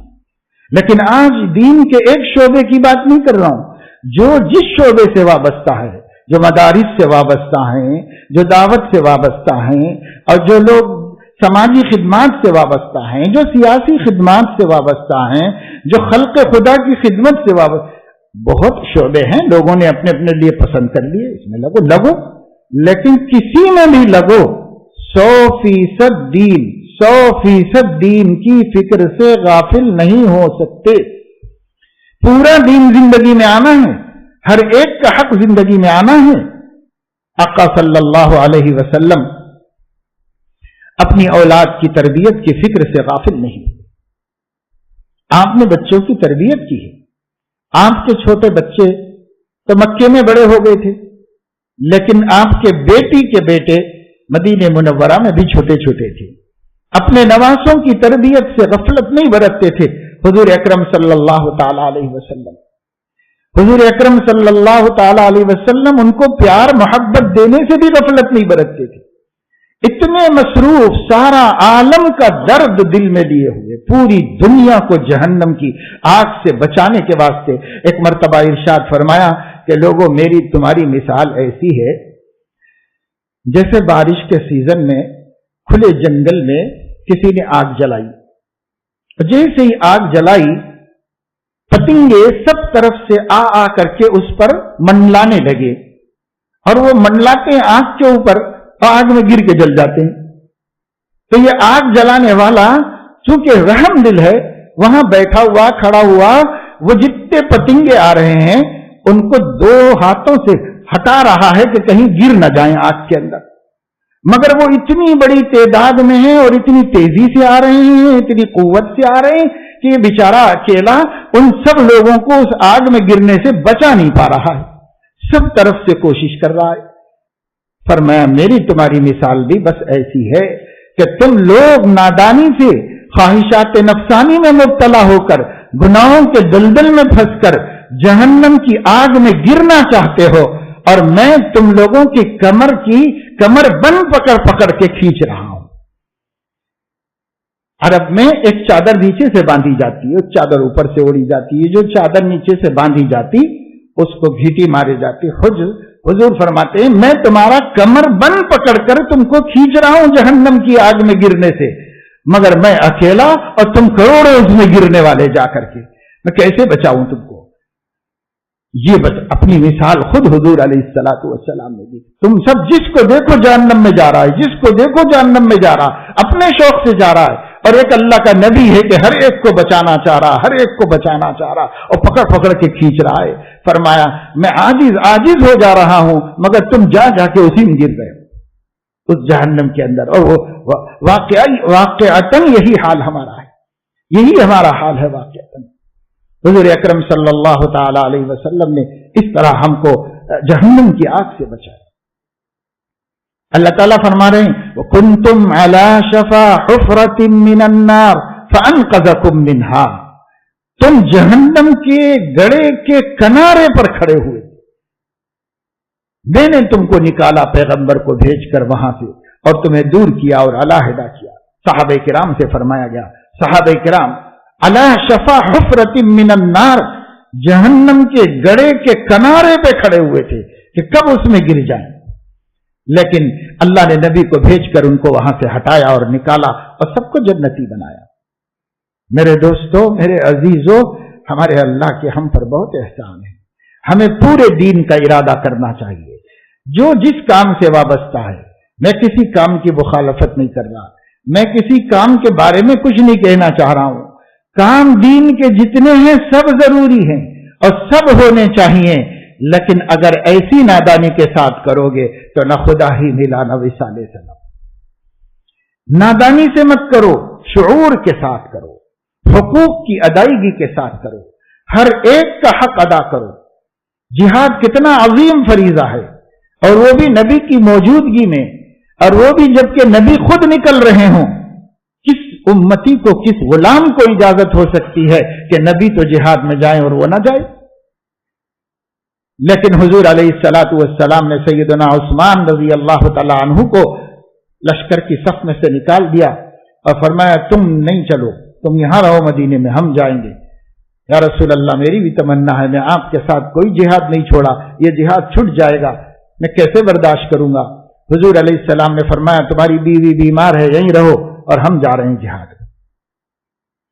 नहीं चलने दिया हुजूर अलैहिस्सलाम ने, बीवी बीमार है। आज कहा जा रहा है कि अल्लाह के रास्ते में निकलो, वो गैब से अच्छी हो जाएगी। क्या उस्मान नबी के साथ जिहाद में जाते तो गैबी मदद ना आती? फिर नबी क्या सिखा रहे हैं हजरत उस्मान को?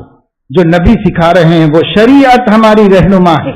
इसके अलावा हमारे अपने फलसफे, हमारे ख्यालात, हमारे दिमागों की पैदावार का नाम दीन नहीं है। दीन उस शरीयत का नाम है जो सरवर आलम सल्लल्लाहु अलैहि वसल्लम ने सिखाई है। हुजूर के साथ इस्लाम की नुसरत करने के लिए अगर कोई चला जाता तो उसके घर में नुसरतें ना आती। इसलिए नुसरत अल्लाह भेजे ना भेजे, हमें उससे कोई मतलब नहीं। शरीयत की तकमील करना यह हमारी जिम्मेदारी है। दीन फैलता है नहीं फैलता है वो भी हमारी जिम्मेदारी नहीं है। हमारी जिम्मेदारी सिर्फ काम करना है शरीयत के अहकाम की रोशनी, शरीयत के अहकाम की रोशनी में करना है।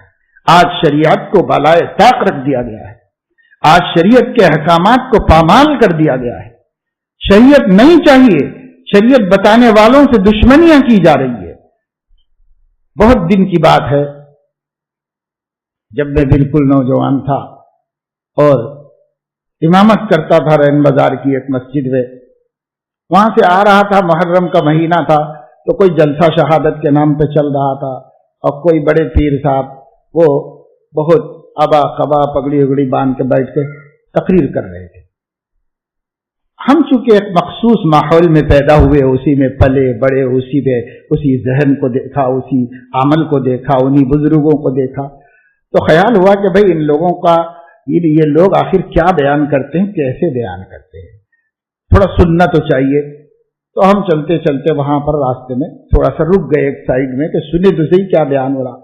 تو وہ صاحب اچھل اچھل کے کہہ رہے تھے شریعت شریعت کہہ کر شر پھیلانے والوں، یہ کہہ رہے تھے. ارے بھائی شریعت شر نہیں ہے، مگر یہ بیچاروں کو پتہ ہی نہیں چلا کہ شریعت شر ہے یا خیر ہے. اگر آزاد ہوتے خدا جانے کہاں ہوتے ہم، مبارک عاشقوں کے واسطے دستور بن جانا. یہ دستور شریعت، اسی نے ہمارا دین بچایا ہے، اسی شریعت نے ہمیں مومن باقی رکھا ہے. شریعت نہ ہوتی تو ہم جانور ہوتے. شریعت نے ہمیں جانوروں سے نکال کے انسان بنایا ہے. شریعت کی قدر کرو، احکام کو سیکھو. ہر جگہ حد مقرر ہے اللہ کی طرف سے. کوئی کام بھی ان لمٹ کرنے کی اجازت نہیں ہے اسلام میں سوائے ذکر اللہ کے. ذکر اللہ تو ان لمٹ ہوگا، جتنے اعمال ہیں سب لمیٹیڈ ہیں. اتنا کرو، اس سے زیادہ بھی کرو گے تو نہیں قبول ہوگا. فجر کی 3 رکعتیں نہیں قبول ہوں گی، عشاء کی 5 رکعتیں نہیں قبول ہوں گی. جتنا کہا جا رہا ہے اتنا کرو بس، اس سے آگے دخل مت دو، اور اس کے آگے تم اپنی عقلیں مت لڑاؤ اس میں. ارے میں کیا کرا، 1 رکعت ہی تو بڑھایا، کوئی بری بات کرا کیا؟ تو برانا اچھا کچھ نہیں، بس وہ جو کہا گیا ہے وہ کرو، اس سے آگے کچھ نہیں. ما آتاکم الرسول فخذوه وما نهاکم عنہ فانتہوا. ایک آئے صحابی، ان کا نام معاویہ تھا. وہ کہنے لگے کہ یا رسول اللہ، وہ حضرت معاویہ ایک الگ ہے، یہ ایک دوسرے معاویہ ہیں. انہوں نے کہا یا رسول اللہ مجھے جہاد میں بھیج دیجئے، کیونکہ اس وقت تشکیل چل رہی تھی جہاد کی. کہ مجھے جہاد میں بھیج دیجئے. تو حضور علیہ الصلوۃ والسلام نے فرمایا اوالد حیات اوالدہ کا حیٌ، کیا تمہارے والدین زندہ ہیں؟ انہوں نے کہا کہ والدین تو نہیں ہیں، والدہ ہیں اور وہ بوڑھی ہیں، ان کو گھر میں چھوڑ کے آیا ہوں. تو حضور علیہ الصلوۃ والسلام نے فرمایا کہ واپس جاؤ اور اپنے ماں کے قدموں میں چمٹ جاؤ اور وہیں رہو، کہیں جانے کی ضرورت نہیں. وہ کہتے ہیں کہ میں بہت شوق تھا جہاد میں جانے کا، تو میں حضور صلی اللہ علیہ وسلم کے پیٹھ کے پیچھے سے پھر ادھر سے سامنے آیا، کہا مجھے بھی بھیجا دیجیے. تو فرمایا اماں کے قدموں میں چمٹ کے رہ جاتے. وہ کہتے پھر میں چلا گیا، لیکن پھر دل میں آیا کہ دیکھو، پھر لائن میں آ کے کھڑا ہو گیا سامنے سے. جیسے ہی میرا نمبر آیا تو فرمایا اپنی اماں کی خدمت، اماں کی خدمت کرو، چلو بھاگو یہاں. ان کو بھیجا دیا. 3 طرف سے آئے کہ کسی طرح قبول ہو جاؤں. حضور علیہ السلام نے فرمایا جب بوڑھی ماں گھر میں موجود ہے تو اس سے بڑا جہاد کیا ہے کہ تو ماں کی خدمت کرے، اس سے بڑا جہاد کیا ہے. حضور علیہ الصلوۃ والسلام نے ان کو واپس کر دیا. ایک اور صحابی وہ آئے، ان کا بھی ایسا ہی معاملہ تھا. حضور کو خبر تھی کہ ان کے والدین ضعیف ہیں، کوئی دوسرے دیکھنے والے نہیں. حضور علیہ الصلوۃ والسلام نے ان سے فرمایا ارجع ففیہما فجاہد. نبی کے الفاظ ہیں ارجع ففیہما فجاہد، جاؤ اور اپنے ماں باپ کی خدمت میں جہاد کرو، ساری صلاحیت وہاں قربان کرو. اور اگر تم کسی دوسرے دینی کام میں مصروف ہوئے اور یہ ماں تکلیف میں مر گئی اور اس بات کا تم نے حق نہیں ادا کیا، وہ تم سے خوش نہیں تھا، تو پھر اللہ بھی خوش نہیں ہوگا. ممبر پہ چڑھے نبی اور آمین کہا. صحابہ نے کہا ایسا آپ کبھی کہتے نہیں تھے، آج آمین آمین کہہ رہے تھے. تو آپ نے فرمایا جبرائیل آئے تھے، وہ کہہ رہے تھے کہ جس نے ماں باپ کو بڑھاپے میں پایا اور جنت نہیں کما سکا تو وہ برباد ہو جائے، تباہ ہو جائے. تو میں نے آمین کہا. تو جبرائیل بددعا کریں اور نبی آمین کہیں، ایسے ناخلف اولاد کا کوئی نہیں بچا سکتا اللہ کے قہر سے اور اللہ کے عذاب سے. ہمیں بچپن میں ایک छोटा सा पर्चा हमारे घर में आया करता था, लखनऊ से निकलता था। मुहतरमा अमतुल्लाह तस्लीम साहबा हजरत मौलाना अबुल हसन अली नदवी की बहन थी। वो निकलवाती थी अपने बच्चों के नाम से, लेकिन वही मुरत्तब करती थी। वो बहुत बड़ी आलिमा फाजिला थी, दीन की बहुत खिदमत की उन्होंने। उनकी सरपरस्ती में निकलता था वो, और उसमें ज्यादातर खवातीन के लिए बहुत सी अच्छी अच्छे मज़ामीन और अच्छी अच्छी बातें होती थी। मोहतरमा अमतुल्लाह तस्लीम साहबा वो बड़ी अच्छी आलिमा थी।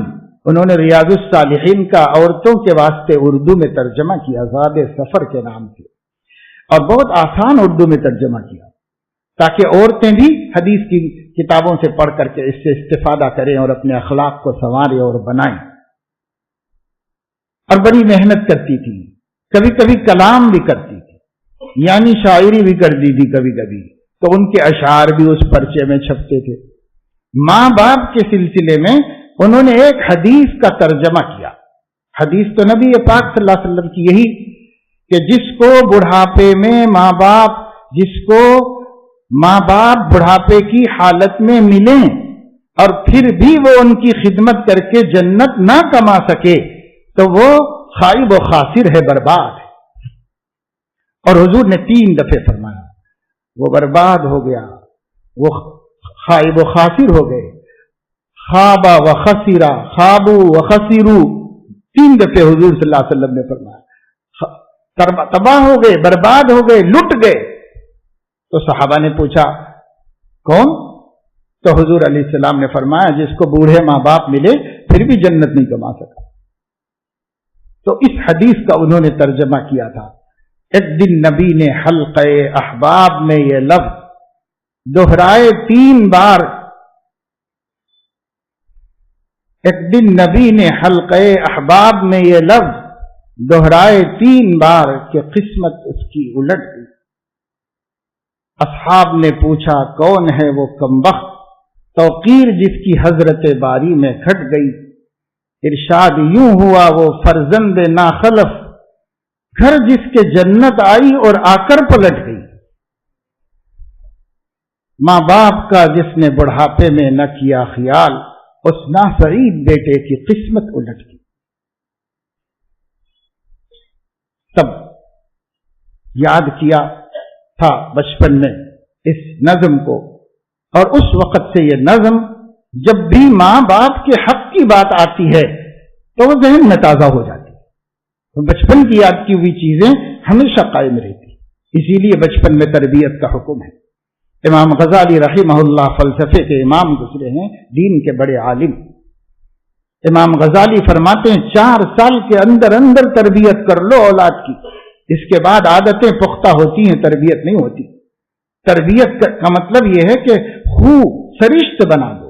एक इंसान नेचर लेकर पैदाइशी तौर पर आता है, उसका वो फर्स्ट नेचर है, और एक नेचर पैदा होने के बाद घर के माहौल में बनता है, वो उसका सेकेंड नेचर है। ये 2 नेचर के साथ वो जिंदगी गुजारता है।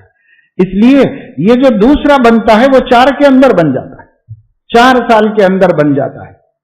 और एक एक बच्चे पर नजर रखो, अखलाकी कोताहियों पर, किस अदा से कौन से अखलाक की निशानदही हो रही है, उन अखलाक का। और बच्चों में जज्बात हैं, बच्चों में मलकात हैं, बच्चों में खूबियां हैं, और वो खूबियां उनकी हरकत तो सकनात में जाहिर होती हैं। ये माँ का काम है कि इस पे नजर करे कि ये किस जज्बे के तहत हरकत हुई और ये किस जज्बे के तहत हरकत हुई।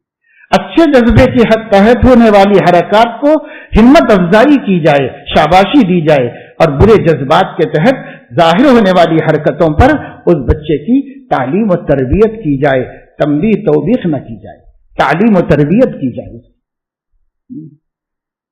तब जाकर औलाद की तरबियत होती है। मगर ये सब कहाँ हुआ इस जमाने? तो माँ बाप के हुकूक नबी ने बताए, औलाद के हुकूक नबी ने बताए, बीवी बच्चों के हुकूक नबी ने बताए। हुजूर अलैहिस्सलाम अपने बच्चों को अपने सीने से लिपटा लेते थे, नवासों को। और एक अपने मुंह बोले बेटे का भी बच्चा था, पोतरा समझ लीजिए हुजूर सल्लल्लाहु अलैहि वसल्लम, क्योंकि ज़ैद इब्न हारिसा को बेटा बना लिया था हुजूर ने, तो उनकी सब फिक्रें खुद ही करते थे।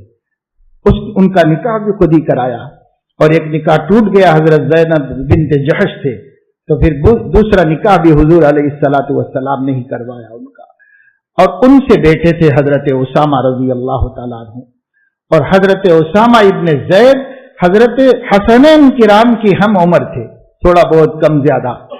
تو جیسے حضور اپنی بیٹی کے بچوں کو سینے سے لگا کے آتے تھے، ایسے ہی اس منہ بولے بیٹے کے بچے کو بھی لگا کے آتے تھے حضور علیہ السلام۔ کبھی لوگوں نے دیکھا کہ تینوں آپ کے گود میں بیٹھے ہوئے ہیں، بھی حضور علیہ السلام نماز پڑھ رہے ہیں، سجدے میں حضرت امامہ حضور علیہ السلام کی نواسی وہ اوپر چڑھ کے بیٹھ گئی، رسول اللہ صلی اللہ علیہ وسلم نے ان کے اترنے کے انتظار میں سجدے کو طویل کیا، لمبا کیا۔ یہ بچوں کا حق ہے، اولاد کا حق ہے، نبی نے اپنا سجدہ لمبا کر دیا، اور جب وہ نہیں اترے تو اب کبھی کبھی حضور علیہ السلام نے ایسا کیا کہ ایک ہاتھ سے اتار کے نیچے رکھا، پھر اٹھ کے بیٹھے اور پھر سجدے میں گئے تو پھر وہ چڑھ کے بیٹھ گئے حضور علیہ السلام۔ حضور علیہ السلام نماز میں بچے آپ کے اوپر کھیل رہے ہیں اور آپ اللہ کے سامنے نماز جیسا فریضہ ادا کر رہے ہیں، اور ان بچوں کو جھڑک نہیں رہے ہیں، انہیں بھگا نہیں رہے ہیں، انہیں برا بھلا نہیں کہہ رہے، کیونکہ ان کا حق ہے، ان کا حق۔ نبی کریم صلی اللہ علیہ وسلم ممبر پر خطبہ دے رہے ہیں اور حضرت حسن رضی اللہ تعالیٰ عنہ صحن میں آگے گھر میں سے نکل کر کے، تو ان کی ماں نے ان کو ایک قمیص پہنا رکھا تھا اور وہ قمیص ان کے قد سے لمبی تھی، تو حضور علیہ السلام خطبہ چھوڑ کے اتر کے گئے اور جا کر اس بچے کو اٹھا کے لائے، اپنے بازو کھڑا کیا اور اس کے بعد فرمایا صدق اللہ انما اموالکم واولادکم فتنہ۔ حضور علیہ السلام نے فرمایا اللہ نے بالکل صحیح کہا ہے، اولاد آزمائش ہے۔ اس بچے کا کپڑا لمبا تھا، مجھے ڈر لگا کہیں ٹھوکر کھا کے گر نہ جائے تو فوراً اٹھا کے لے کے آ گیا وہاں۔ حضور علیہ السلام بچوں کا حق ادا کر رہے ہیں اور خطبہ دے رہے ہیں، اور ہماری شان اتنی اونچی ہے کہ چھڑ چھڑ کر رہے، بچے قریب آنے نہیں، بچوں کو ادھر کرو، بچوں کو ہکا لو، بس یہ ہماری شان ہے۔ کس کی شان نبی کی شان کے مقابلے میں ہو گئی؟ یہ نبی کی شان ہے، محبت کرنا حق بتایا، اولاد کا حق ہے کہ محبت کرو۔ یاد رکھیے میرے دوستو، آپ اگر اپنی اولاد سے محبت نہیں کرو گے تو اولاد محبت کی پیاسی ہے، جہاں ملے گی وہاں سے پہنچ جائے گی۔ ہر کسی انسان کا دل قربان ہونا چاہتا ہے کسی پر، ہر کسی کا دل قربان ہونا چاہتا ہے۔ آپ نہیں ملیں گے، اماں موبائل میں ہے، بچوں کی کوئی پرواہ نہیں۔ اب یہ بچے جب ماں کے محبت سے، اس کی توجہ سے، اس کی عنایت سے، اس کی لوریوں سے، اس کی دعاؤں سے، اس کی نظر کرم سے محروم بڑے ہوئے ہیں، ان بچوں کو اماں سے کیا محبت ہوگی؟ جس کو ماں سے محبت نہیں ملی اس کو ماں سے کیا محبت ہوگی؟ لیکن ہمیں اس کی کوئی پرواہ نہیں ہے، ہمیں اس مسئلے کی کوئی نہ بچوں کو بچیوں کو تربیت ہے، اس کے اوپر عمل درآمد کرنے کے لیے فکر مند۔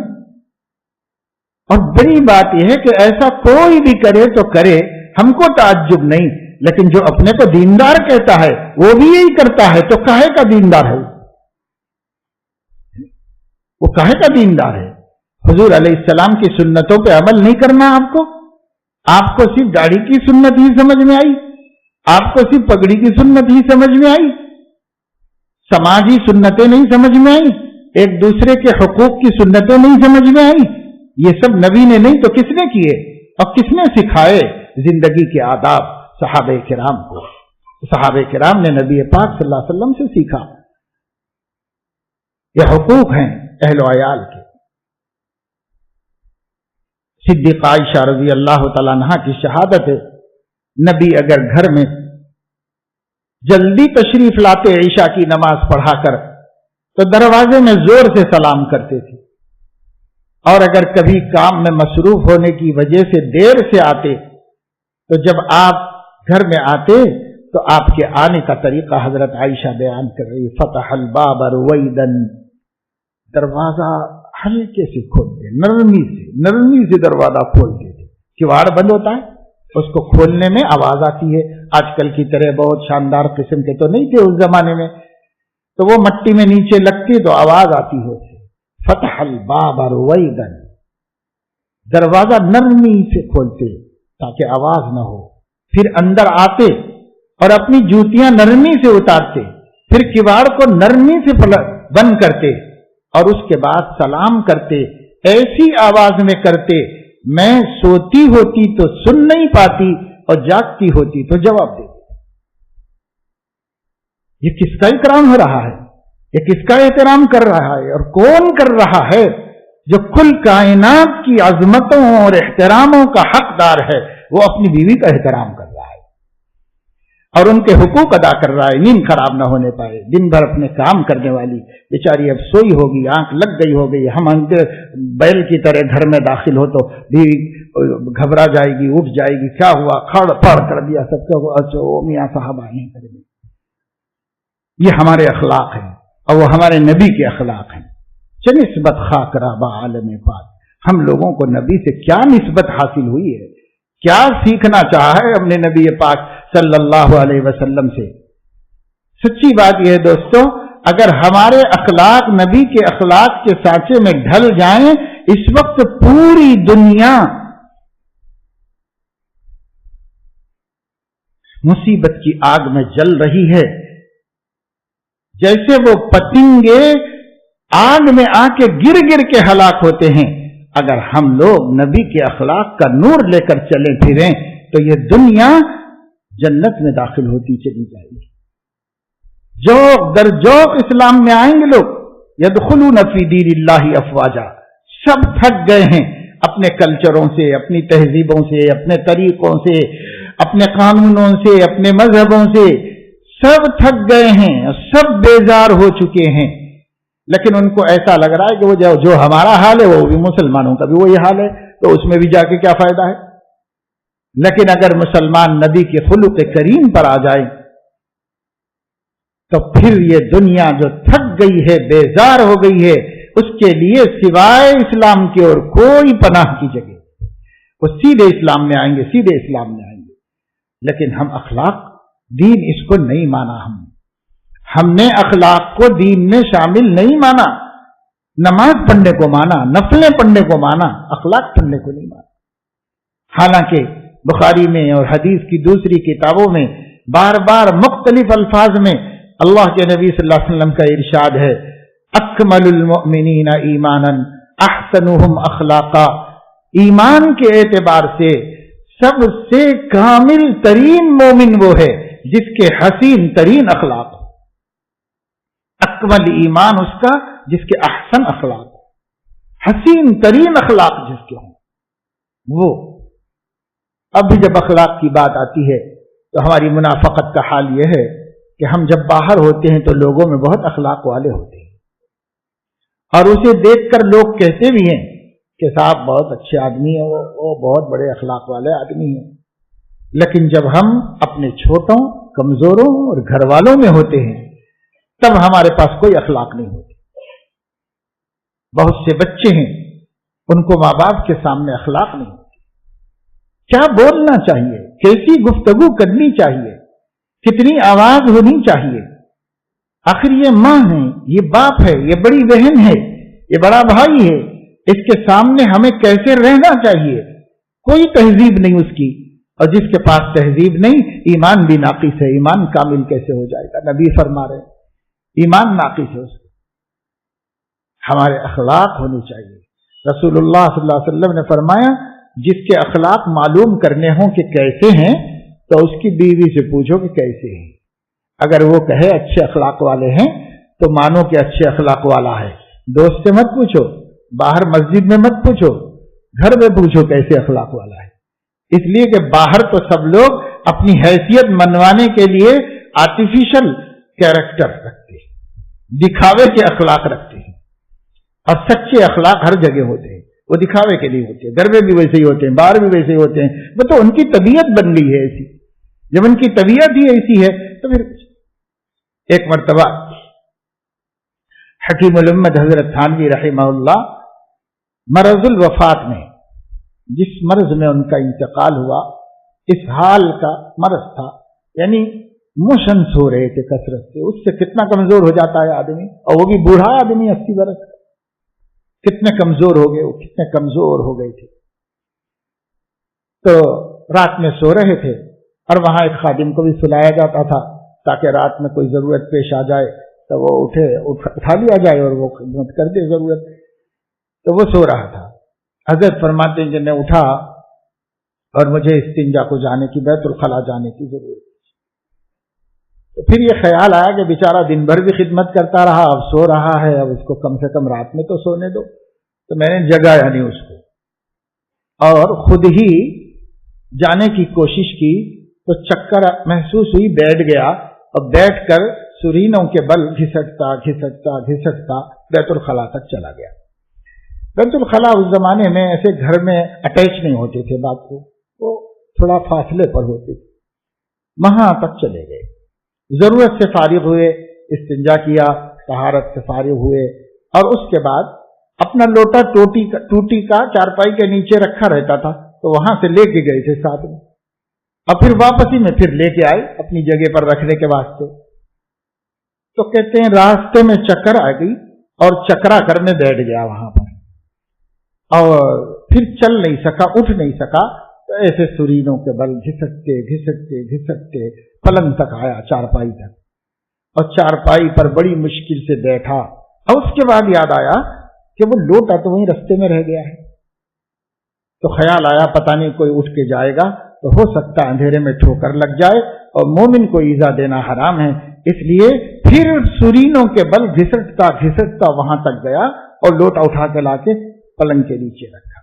ये क्या है? ये आदत बन गई है, ये आदत बन गई है। और जब आदत बन जाती है तो इंसान से कराना नहीं पड़ता, वो करता है। और जो चीजें आर्टिफिशियल होती है वो उसकी आदत नहीं है, जहां जरूरत ही इस्तेमाल करता है, जहां जरूरत नहीं निकाल के फेंक देता है। उसको उसकी असली अखलाक नहीं होते, वो असली अखलाक उसकी सरिश्त में होते हैं, उसकी फितरत बन जाते हैं, उसकी तबीयत सानिया बन जाती है। असली अखलाक मेहनत करने से वो उसके खुलूक हैं, एहसास दिल में सीने में होता है एहसास।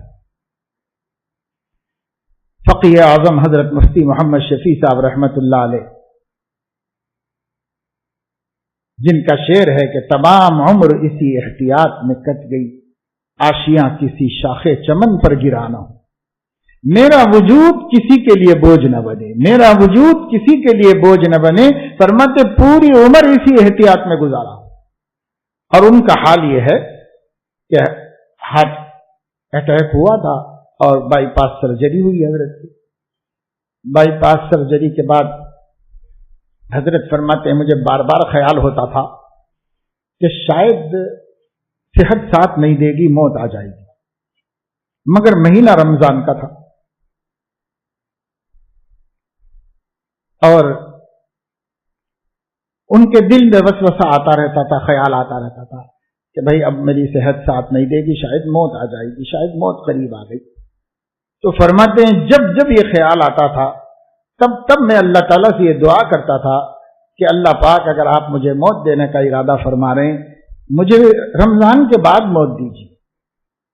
हालांकि रमजान की मौत मुबारक मौत है, लेकिन वो क्या दुआ कर रहे हैं अल्लाह ताला से कि अल्लाह अगर आप मुझे मौत देना चाह रहे हैं तो मेरी इल्तिजा यह है कि रमजान के बाद मौत दीजिए मुझे, इसलिए कि आप ही की तौफीक से और आप ही के इनाम से मुल्क भर में लोग मेरे चाहने वाले आपने बना दिए हैं। अगर मैं रमजान में मरूंगा तो ये मुसलमान रोजा रखकर मेरी जनाजा पढ़ने के लिए आएंगे, उनको तकलीफ होगी, मैं उन्हें तकलीफ नहीं देना चाहता। ये एहसास है, दिल सीने में दिल है, पत्थर नहीं है, ये दिल है जो पड़े पड़े ये सोच रहा है कि अगर मैं मर जाऊंगा तो मेरी जनाजा पढ़ने के लिए मुसलमानों को रोजे की हालत में आना पड़ेगा और गर्मी की शिद्दत में उनको तकलीफ होगी। अल्लाह से दुआ कर रहे हैं, अल्लाह तो कादिर मुतलक है, तो मुझे रमजान के बाद मौत, ये दुआ कर रहे हैं अल्लाह ताला। आज इसी एहसास की तो कमी है, सीने हैं और सीनों में दिल के बजाय पत्थर है। अगर सीनों में दिल हो तो जैसे कहने वाले ने कहा है, दिल ही तो है न संगो खिश्त, दर्द से भर न आए क्यों, रोएंगे हम 1000 बार कोई हमें रुलाए जो। हमारे सीने में दिल है तो ये है, और सीने में पत्थर है तो पत्थर को क्या एहसास होगा। और इंसान का दिल जब सख्त होता है तो पत्थर से भी सख्त होता है, पत्थर से भी ज्यादा सख्त हो जाता है। इसलिए नरमी पैदा करो, शफकत पैदा करो। अंबिया अलैहिस्सलाम की शान शफीक होना है, वो निहायत मेहरबान होते अपनी उम्मत के ऊपर, और उनकी मेहरबानियां और उनकी शफकतें ही उनकी शख्सियत को मनवाती, और लोग उनकी खिदमत में जोक दर जोक आते। बाज लोगों ने कहा, यहूदी कहा करते थे, और तुम्हारे नबी बहुत सख्त आदमी है, तो तुम्हारे नबी बहुत सख्त मिजाज हैं। जो नबी शरीयत के अहकाम बताते थे तो उससे डरते थे, घबराते थे। तो मुनाफिकीन कहा करते थे, तो तुम्हारे नबी बहुत सख्त हैं, बहुत सख्त हैं। हुजूर अलैहिस्सलाम को ये बातें सुनते तकलीफ होती थी। अल्लाह ताला ने उनकी तसल्ली के लिए वही नाजिल की, लौ कुन्त फव्वन गलीज़ल क़ल्बि लन्फ़द्दू मिन हौलिक। ए नबी सल्लल्लाहु अलैहि वसल्लम, अगर आप वाकई सख्त मिजाज तुंदखू होते, ये 1.25 लाख के जानिसार आपके अतराफ न होते। 1.25 लाख जान हथेली में लेकर नबी पर कुर्बान करने के लिए इंतजार कर रहे हैं। एक अबरू का इशारा हो जाए तो गर्दनें कटा दे, ऐसे 1.25 लाख अतराफ में हमेशा मंडला रहे हैं। अल्लाह ने फरमाया, झूठे वो लोग, अगर आप सख्त दिल होते तो ये 1.25 लाख का मजमा आपके साथ न होता, जो हर वक्त कुर्बान होना चाहता है। और जिनकी नबी के साथ मोहब्बत की ये हालत है कि अपनी जवान हसीन बीवी के साथ चारपाई पर लेटे हुए हैं घर के सहन में, 14वीं का चांद नजर पड़ गया और नजर चांद पर पड़ गई तो बहुत दमक रहा था, चमक रहा था, तो ख्याल आया ये ज्यादा हसीन है या मेरा नबी ज्यादा हसीन है।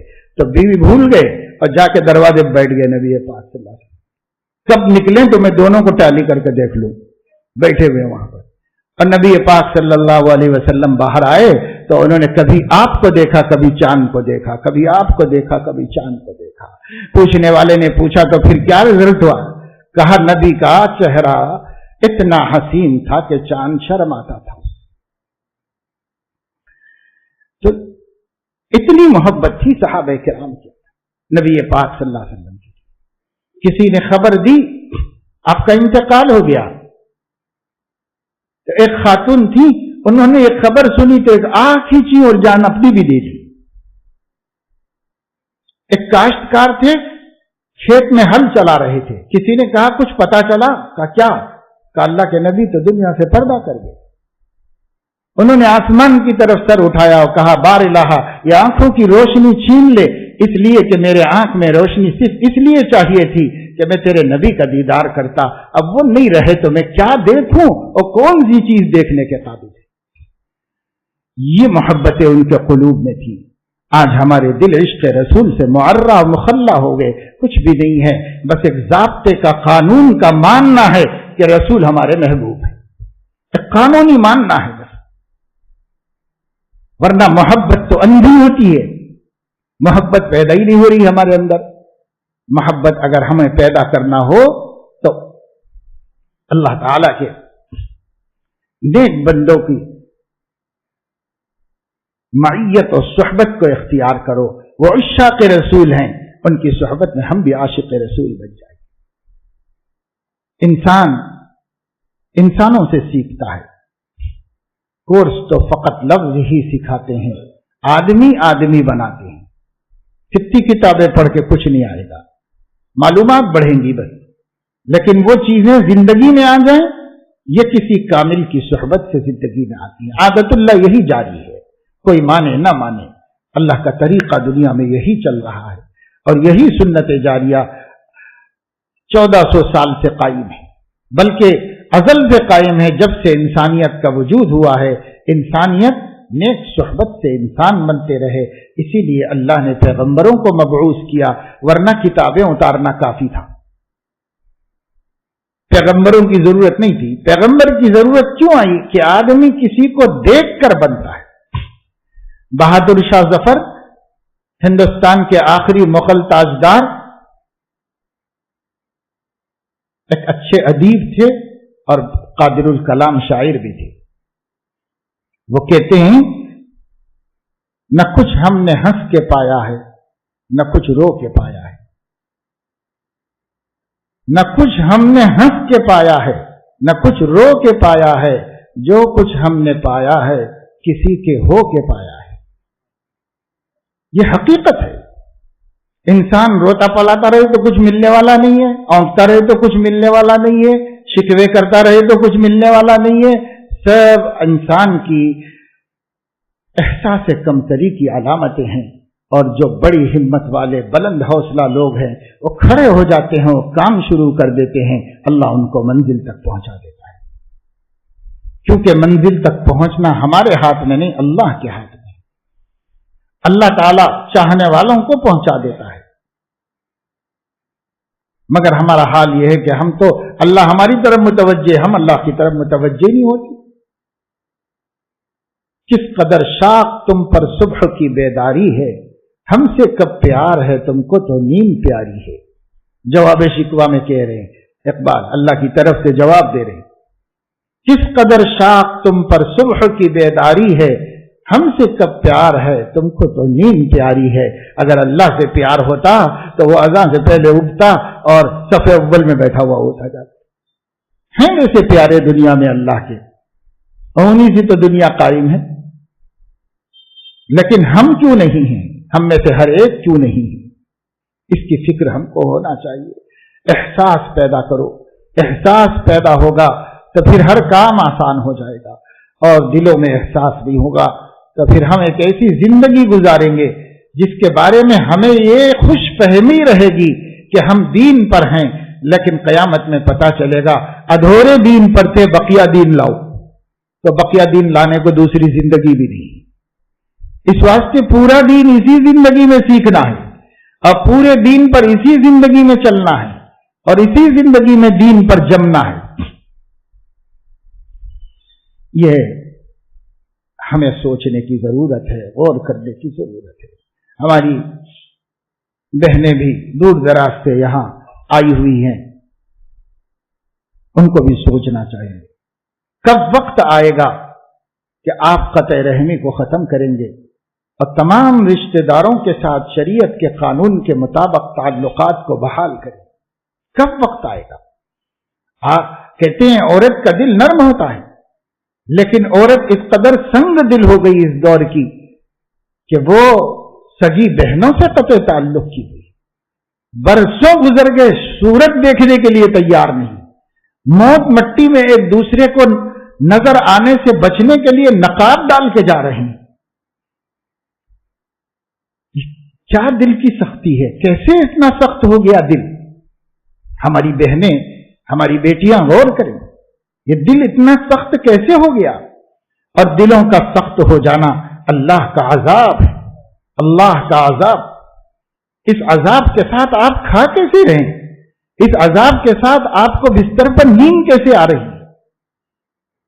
اللہ کے قہر میں اگر انسان پھر بھی سو رہا ہے اور پھر بھی کھا رہا ہے اور پھر بھی ہنس رہا ہے، مسکرا رہا ہے، تو سمجھ لو اللہ نے اس کے دل پر مہر لگا دی، مہر لگا دی۔ اگر اللہ مہر نہ لگاتا تو ہمیں اللہ کے ہر غضب کا پتہ چل جاتا۔ ایک انڈیکیٹر ہے دل میں، ادھر اللہ ناراض ہوا اور ادھر الارم بج گیا، فوراً پتہ چل جاتا کہ اللہ ناراض ہوا ہے، ہم فوراً اللہ سے صلح کر دی۔ لیکن اگر دل پہ مہر لگا دی گئی ہے تو کیا پتہ چلے کہ کیا ہو رہا ہے؟ کچھ پتہ نہیں چلا۔ اللہ ناراض ہے، اللہ خفا ہے، اللہ غضبناک ہے، تو بھی یہاں پتہ کچھ بھی نہیں ہے، یہاں اپنے میں مست ہیں۔ رضوا بالحیات الدنیا واطمأنوا بها والذین هم عن آیاتنا غافلون۔ دنیا کی زندگی سے راضی ہو گئے، اسی پر مطمئن ہو گئے اور ہمارے احکام سے غافل ہو گئے۔ یہ ہمارا حال بن گیا۔ یہ حال بہت خطرناک ہے، اس حال کے ساتھ کامیابی ممکن نہیں ہے، اس حال کو بدلنا چاہیے۔ ہاں یہ ہو سکتا ہے کہ انسان پورے دین کو مانے، پورے دین کو جانے اور پورے دین پر چلنے کا عزم و ارادہ کر لے، اور اگر ابھی دھیرے دھیرے بڑھ رہا ہے تو ٹھیک ہے، بڑھتا رہے، ایک ہی دن وہ 100% دین پہ نہیں آ جائے گا، لیکن ارادہ پختہ ہو اور کام جاری ہو تو پھر بھی وہ شخص کامیاب ہے اور وہ شخص اگر مرے گا تو اچھی موت مرے گا، لیکن ابھی پورے دین کا قائل ہی نہیں ہے، اور دین کے بہت ضروری احکامات ایسے ہیں جن کو دین ماننے کے لیے تیار بھی نہیں ہے۔ یہ چاہے کتنا ہی نمازی ہو اور کتنا ہی شب بیدار تہجد گزار ہو، مرے گا تو پکڑا جائے گا اور اللہ کے حضور حاضر ہوگا، اس لیے کہ دین اس کے گھر کی جاگیر اجارہ داری نہیں تھی، دین اللہ کی امانت اللہ تعالیٰ نے اس کے پاس بھیجا تھا نبی کے ذریعے سے، اس لیے وہ امانت میں اپنی طرف سے تصرف نہیں کر سکتا، اتنا دین میں لے لوں گا، یہ دین کی میرے کو ضرورت نہیں ہے، یہ تقسیم نہیں کر سکتے ہم، پورے دین کے ہم پابند کیے گئے ہیں، پورے دین پر ہم کو چلنا چاہیے، یا کم از کم چلنے کی فکریں اور کوششیں جاری کر دینا چاہیے۔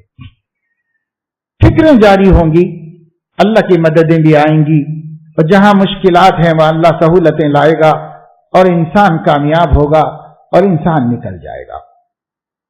بہت سے اللہ کے بندے ہیں جو شرعی پردہ امریکہ میں رہ کے کر رہے ہیں، ہمارا حال یہ ہے کہ ہم ہندوستان میں تمام تر سہولتیں اور آزادیاں ہونے کے باوجود پردہ وردہ کچھ نہیں کرتے، عورتوں نے بس ایک ڈھونگ بنا رکھا ہے کہ جب باہر نکلتی ہیں تو برقع پہن لیتی، بس اس کے علاوہ کوئی پردہ نہیں ہے۔ گھر میں کس سے پردہ ہو رہا ہے؟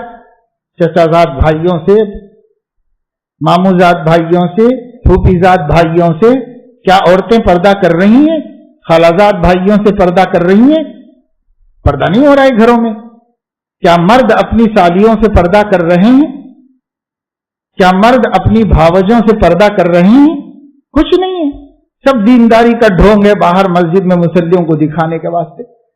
اللہ کا ڈر ہو تو اپنے گھروں میں دین زندہ کرو، گھر تو اپنے اپنے کنٹرول میں ہے، اپنے گھر میں ہم جب دین زندہ نہیں کر سکتے تو اس کا مطلب ہم چاہتے ہی نہیں کہ دین زندہ ہو۔ اگر ہم چاہتے تو کم سے کم اپنے گھر میں تو اللہ کے دین پہ چلتے۔ چلو باہر کمپنی میں نہیں چلنے دے رہے ہیں، گورنمنٹ نہیں چلنے دے رہی ہے، تو کسی کو عذر بھی ہو سکتا ہے۔ آپ کے گھر کی چار دیواری میں خدا کے قانون کو کس نے روکا ہے اور کون منع کر رہا ہے؟ رشیا میں انقلاب آیا اور کمیونزم غالب ہوا، لینن نے لاکھوں مسلمانوں کا قتل عام کر کے اسلام پر سخت پابندی لگا دی، اذان پر پابندی، نماز پر پابندی، مسجدیں مقفل کر دی گئی، مسجدوں کو گرجا بنا دیا گیا، کئی مسجدوں کو سوروں کے پالنے کا اڈا بنا دیا گیا، اور قرآن شریف پر پابندی لگا دی گئی، پورے ملک کی سرحدوں کے باہر کر دیا گیا قرآن، کہ قرآن کسی گھر میں نظر نہیں آنا چاہیے، کسی جگہ قرآن نہیں دکھائی دینا چاہیے، ایسی سخت پابندیاں لگائی، اور 72 سال تک یہ ہوتا ہے۔ اسلام کا نام نہیں لے سکتے، اللہ کا نام نہیں لے سکتے، نماز نہیں پڑھ سکتے، اور داڑھی واڑی تو سنتیں ہیں، اس کے بارے میں وہ کیا اجازت دیتے؟ فرائض کی بھی اجازت نہیں تھی، عقائد کے اظہار کی بھی اجازت نہیں تھی، اور اس حال میں 5 صدی گزر گئی، 72 برس گزر گئے اس حال میں۔ اور جب رشیا آزاد ہوا، ٹوٹا پھوٹا، اور پھر تتر بتر ہو کر کمیونزم کا اقتدار ختم ہوا اور ریاستیں خود مختار ہوئیں، تو اس کے بعد دنیا کی آنکھوں نے کھلی آنکھیں چشمے سر سے دیکھی کہ رشیا میں گھر گھر حافظ قرآن موجود تھے، علماء موجود تھے، مفتی موجود تھے، آزادی کے فوراً بعد مسجدیں بحال ہوئیں، لاک کھولے گئے، مسلمانوں کے حوالے کر دیے گئے، مسلمانوں نے مسجدوں کی صفائی کی، داغ دوزی کی، امام موجود ہے، حافظ اویلیبل ہے نماز پڑھانے کے لیے، عالم موجود ہے، مفتی موجود ہے، بڑے بڑے مشائخ موجود ہے، سب خانقاہیں آباد ہو گئیں، سب مسجدیں، سب درسگاہیں، سب آباد ہو گئیں، ہر مدرسے میں استاد بیٹھ گیا پڑھانے کے لیے۔ 72 برس تک دبا کر اسلام کو کمیونزم نے دیکھا کہ اسلام وہ طاقت ہے کہ اگر مسلمان کے دل میں سچائی ہے تو اس کو کوئی دبا نہیں سکتا۔ 5 صدی کے بعد بھی پابندی ہٹاتے ہی دین کی پوری سرگرمیاں ایک ساتھ جاری. کیسے انہوں نے قرآن زندہ رکھا ہوگا؟ کیسے؟ صورتحال یہ تھی کہ بچے گلی میں کھیل رہے ہیں، پولیس والے ان سے پوچھتے تمہارے امی نے نماز پڑھی ہے؟ اگر وہ بچے نادانی سے کہہ دیتے کہ ہاں نماز تو پڑھ رہے ہیں، تو کوئی تحقیق کیے بغیر گھر میں داخل ہو جاتے اور اس ماں کو گرفتار کر کے جیل میں پہنچا دیتے. ایسے ظلم کے ساتھ اسلام کو دبایا گیا. اسلام کی قدرت نے، اسلام کی فطرت میں قدرت نے لچک رکھی ہے، اتنا ہی یہ ابھرے گا جتنا دبائیں، جتنا دبا کے دیکھا انہوں نے. لیکن یہ وہ مسلمان تھے جن کے بارے میں حضرت پیر ذوالفقار صاحب نے آزادی رشیا کے بعد پہلے سفر میں جب وہ مختلف ملکوں میں گئے رشیا کے، تو ایک ملک میں گئے، مسجد میں انہوں نے بیان کیا اور لوگوں نے سنا. چونکہ پورا رشیا کمیونزم سے پہلے بھی نقش بندی سلسلے کے زیر اثر تھا، اس لیے بعد میں بھی اس کے زیر اثر ہوا. اور رشیا کا دو حصے، ایک حصہ ماوراء النہر کا وہ پورا شافعی مسلمانوں کا اور بقیہ رشیا حنفی مسلمانوں کا. اس طرح یہ پورا علاقہ تھا. تو پیر صاحب فرماتے ہیں کہ مجھے مسجد میں بہت سے لوگ ملے، بڑی محبت سے ملے، بڑی عقیدت سے ملے، کیونکہ ابھی سب کی شکلوں میں شکلیں وہی تھی جو کمیونزم کے زمانے کی بنی ہوئی تھی. اب ایک ان کو پرانے زمانے کا کوئی ملا نظر آیا تو بہت جوش و خروش سے قربان ہو کے ملاقاتیں کرتے رہے. تو کسی نے آ کر ان کو ان ملاقاتوں میں یہ بھی خبر دی کہ ہمارے ہاں 100 برس کی بوڑھی خاتون ہیں، وہ بھی آپ سے ملنا چاہتی. اور ان کہا کہ چل کہاں ہے گھر؟ تو گھر پر ہیں، وہ اپنے گھر میں رہتے، ان کے گھر میں گئے. وہ بہت بوڑھی 100 سال کی ضعیف خاتون، وہ کئی کھاٹ پہ بیٹھی ہوئی تھی. اور حضرت کہتے ہیں کہ میں بھی گیا تو میں بھی وہیں پر ایک طرف کو دوسری طرف رخ کر کے ان کے قریب کھڑا ہو گیا، چارپائی کے قریب کھڑا ہو گیا. سلام کیا، انہوں نے جواب دیا، کہا کیسے ہیں آپ؟ اس کے بعد پیر صاحب فرماتے ہیں کہ میں نے اتنی بڑی بوڑھی بزرگ خاتون کو، جس نے پہلے اسلام دیکھا، پھر 72 سال کمیونزم دیکھا، پھر اسلام دیکھا، تو اس بوڑھی خاتون سے، مبارک خاتون سے میں نے کہا آپ بہت مبارک خاتون ہیں، اللہ نے آپ کو 3 دور دکھا دیے اسلام کے، میں آپ سے کچھ نصیحت چاہتا ہوں، مجھے کچھ نصیحت کر دیجیے. تو پیر صاحب فرماتے ہیں کہ اس نے 2 ہاتھ لرزتے ہوئے اٹھائے اور بڑی درد بھری لڑکھڑاتی آواز سے، 100 سال کی بوڑھی تھی، لڑکھڑاتی درد بھری آواز سے 2 ہاتھ اٹھا کر اس نے کہا کہ خدا سب کا ایمان سلامت رکھے. یہ ایمان سلامت رکھنے کا ان کو تجربہ ہوا، اس لیے ان کی دعا یہ تھی کہ اللہ سب کا ایمان سلامت رکھے. انہوں نے کہاں انہوں نے گھروں کے اندر تہخانے بنائے اور اس اوپر سے پاک دیا، اس میں اپنے بچوں کو اور حافظ صاحب کو چھوڑ دیا، اور اسی کے اندر وہ لوگ رہے، فاقے کیے، پریشانیاں اٹھائے. اسی میں کھانے کو کچھ دے دیا جاتا تو کھا لیتے تھے، اسی میں ضروریات سے فارغ ہوتے تھے، اسی میں نماز پڑھتے تھے. اس وقت تک باہر نہیں آتے جب تک کہ یہ گھر کے سب بچے حافظ قرآن نہیں ہو جاتے. یوں انہوں نے قرآن کریم کی حفاظت کی، تعلیم کی حفاظت کی ہے. ہدایہ پڑھائی جاتی رہی قبروں کے اندر اور علماء تیار کیے جاتے رہے. قبریں کھود لی اور اس میں تدفین کا ماحول بنا دیا اور وہاں سبق ہو رہا ہے. کس طرح انہوں نے دین کی حفاظت کی. آج ہم پر کوئی ایسی آزمائش نہیں ہے، ملک میں اسلام کو پوری آزادی حاصل ہے اور ہم مسلمانوں کو اپنے دین پر چلنے سے کوئی نہیں روک رہا ہے، بلکہ دین پر چلتے ہوئے کچھ زیادتیاں کرنے سے بھی ابھی تک ہمارے اوپر کوئی روک لگانے والا نہیں ہے.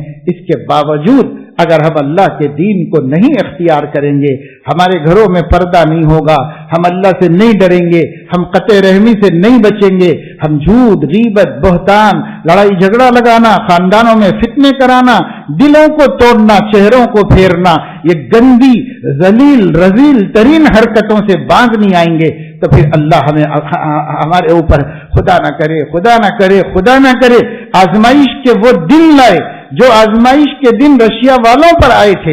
اگر ہم پر آئیں گے تو ہم ایمان کے اتنے بدبدے اور پھسے ہیں کہ ہم اپنا ایمان سلامت نہیں رکھ سکیں۔ وہ تو ایمان کے پہاڑ تھے جنہوں نے اپنا سلامت رکھ لیا ایمان 70 سال تک۔ ہم نہیں رکھ پائیں گے ایمان کو سلامت، ہم ظہریے بننے کو، کمیونسٹ بننے کو تیار ہو جائیں گے۔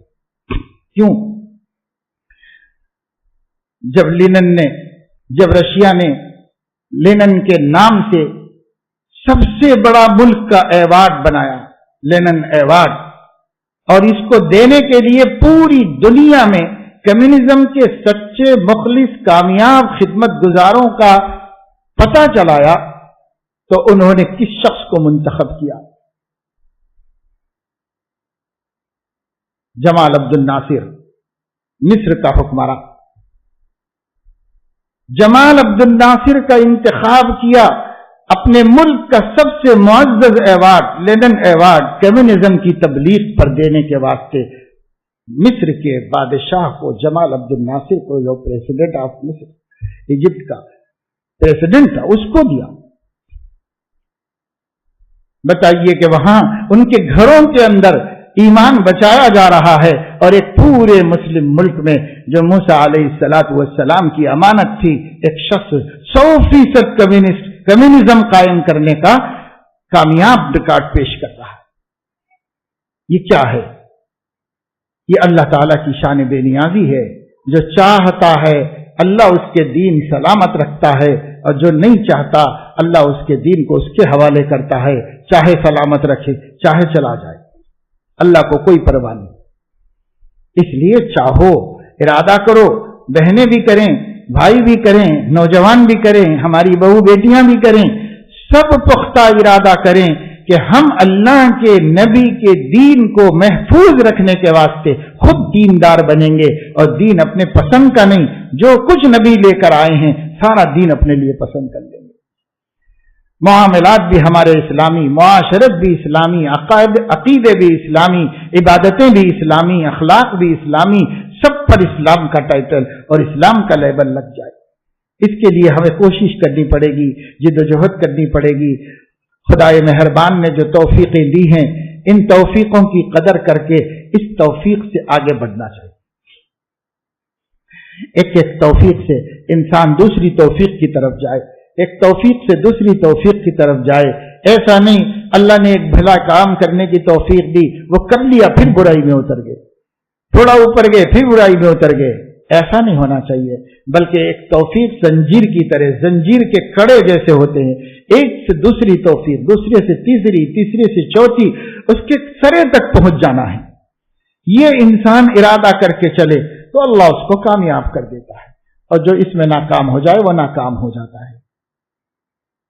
آج آپ ارادہ کریں اللہ کی اس بارگاہ میں، اور اعتکاف کے قیمتی عمل کے ساتھ، اور شب قدر کی توقع اور امید کے ساتھ، ہم آپ سب، مرد عورتیں، چھوٹے بڑے بوڑھے جوان، سب اس بات کا ارادہ کر لیں، جو زندگی باقی ہے ہمیں پتہ نہیں ہے، جتنی بھی ہوگی اسے نبی کے لائے ہوئے پورے دین کے موافق گزاریں گے۔ اللہ ہمیں توفیق دے اور ہمیں اس پر ثبات نصیب فرمائے، اور استقامت کی دولت عطا فرمائے، اور تمام احکام شریعت کو کم از کم اپنے گھروں میں اور اپنی ذات میں زندہ کر لینے کی اللہ پاک ہم کو توفیق دے۔ وآخر دعوانا الحمدللہ رب العالمین۔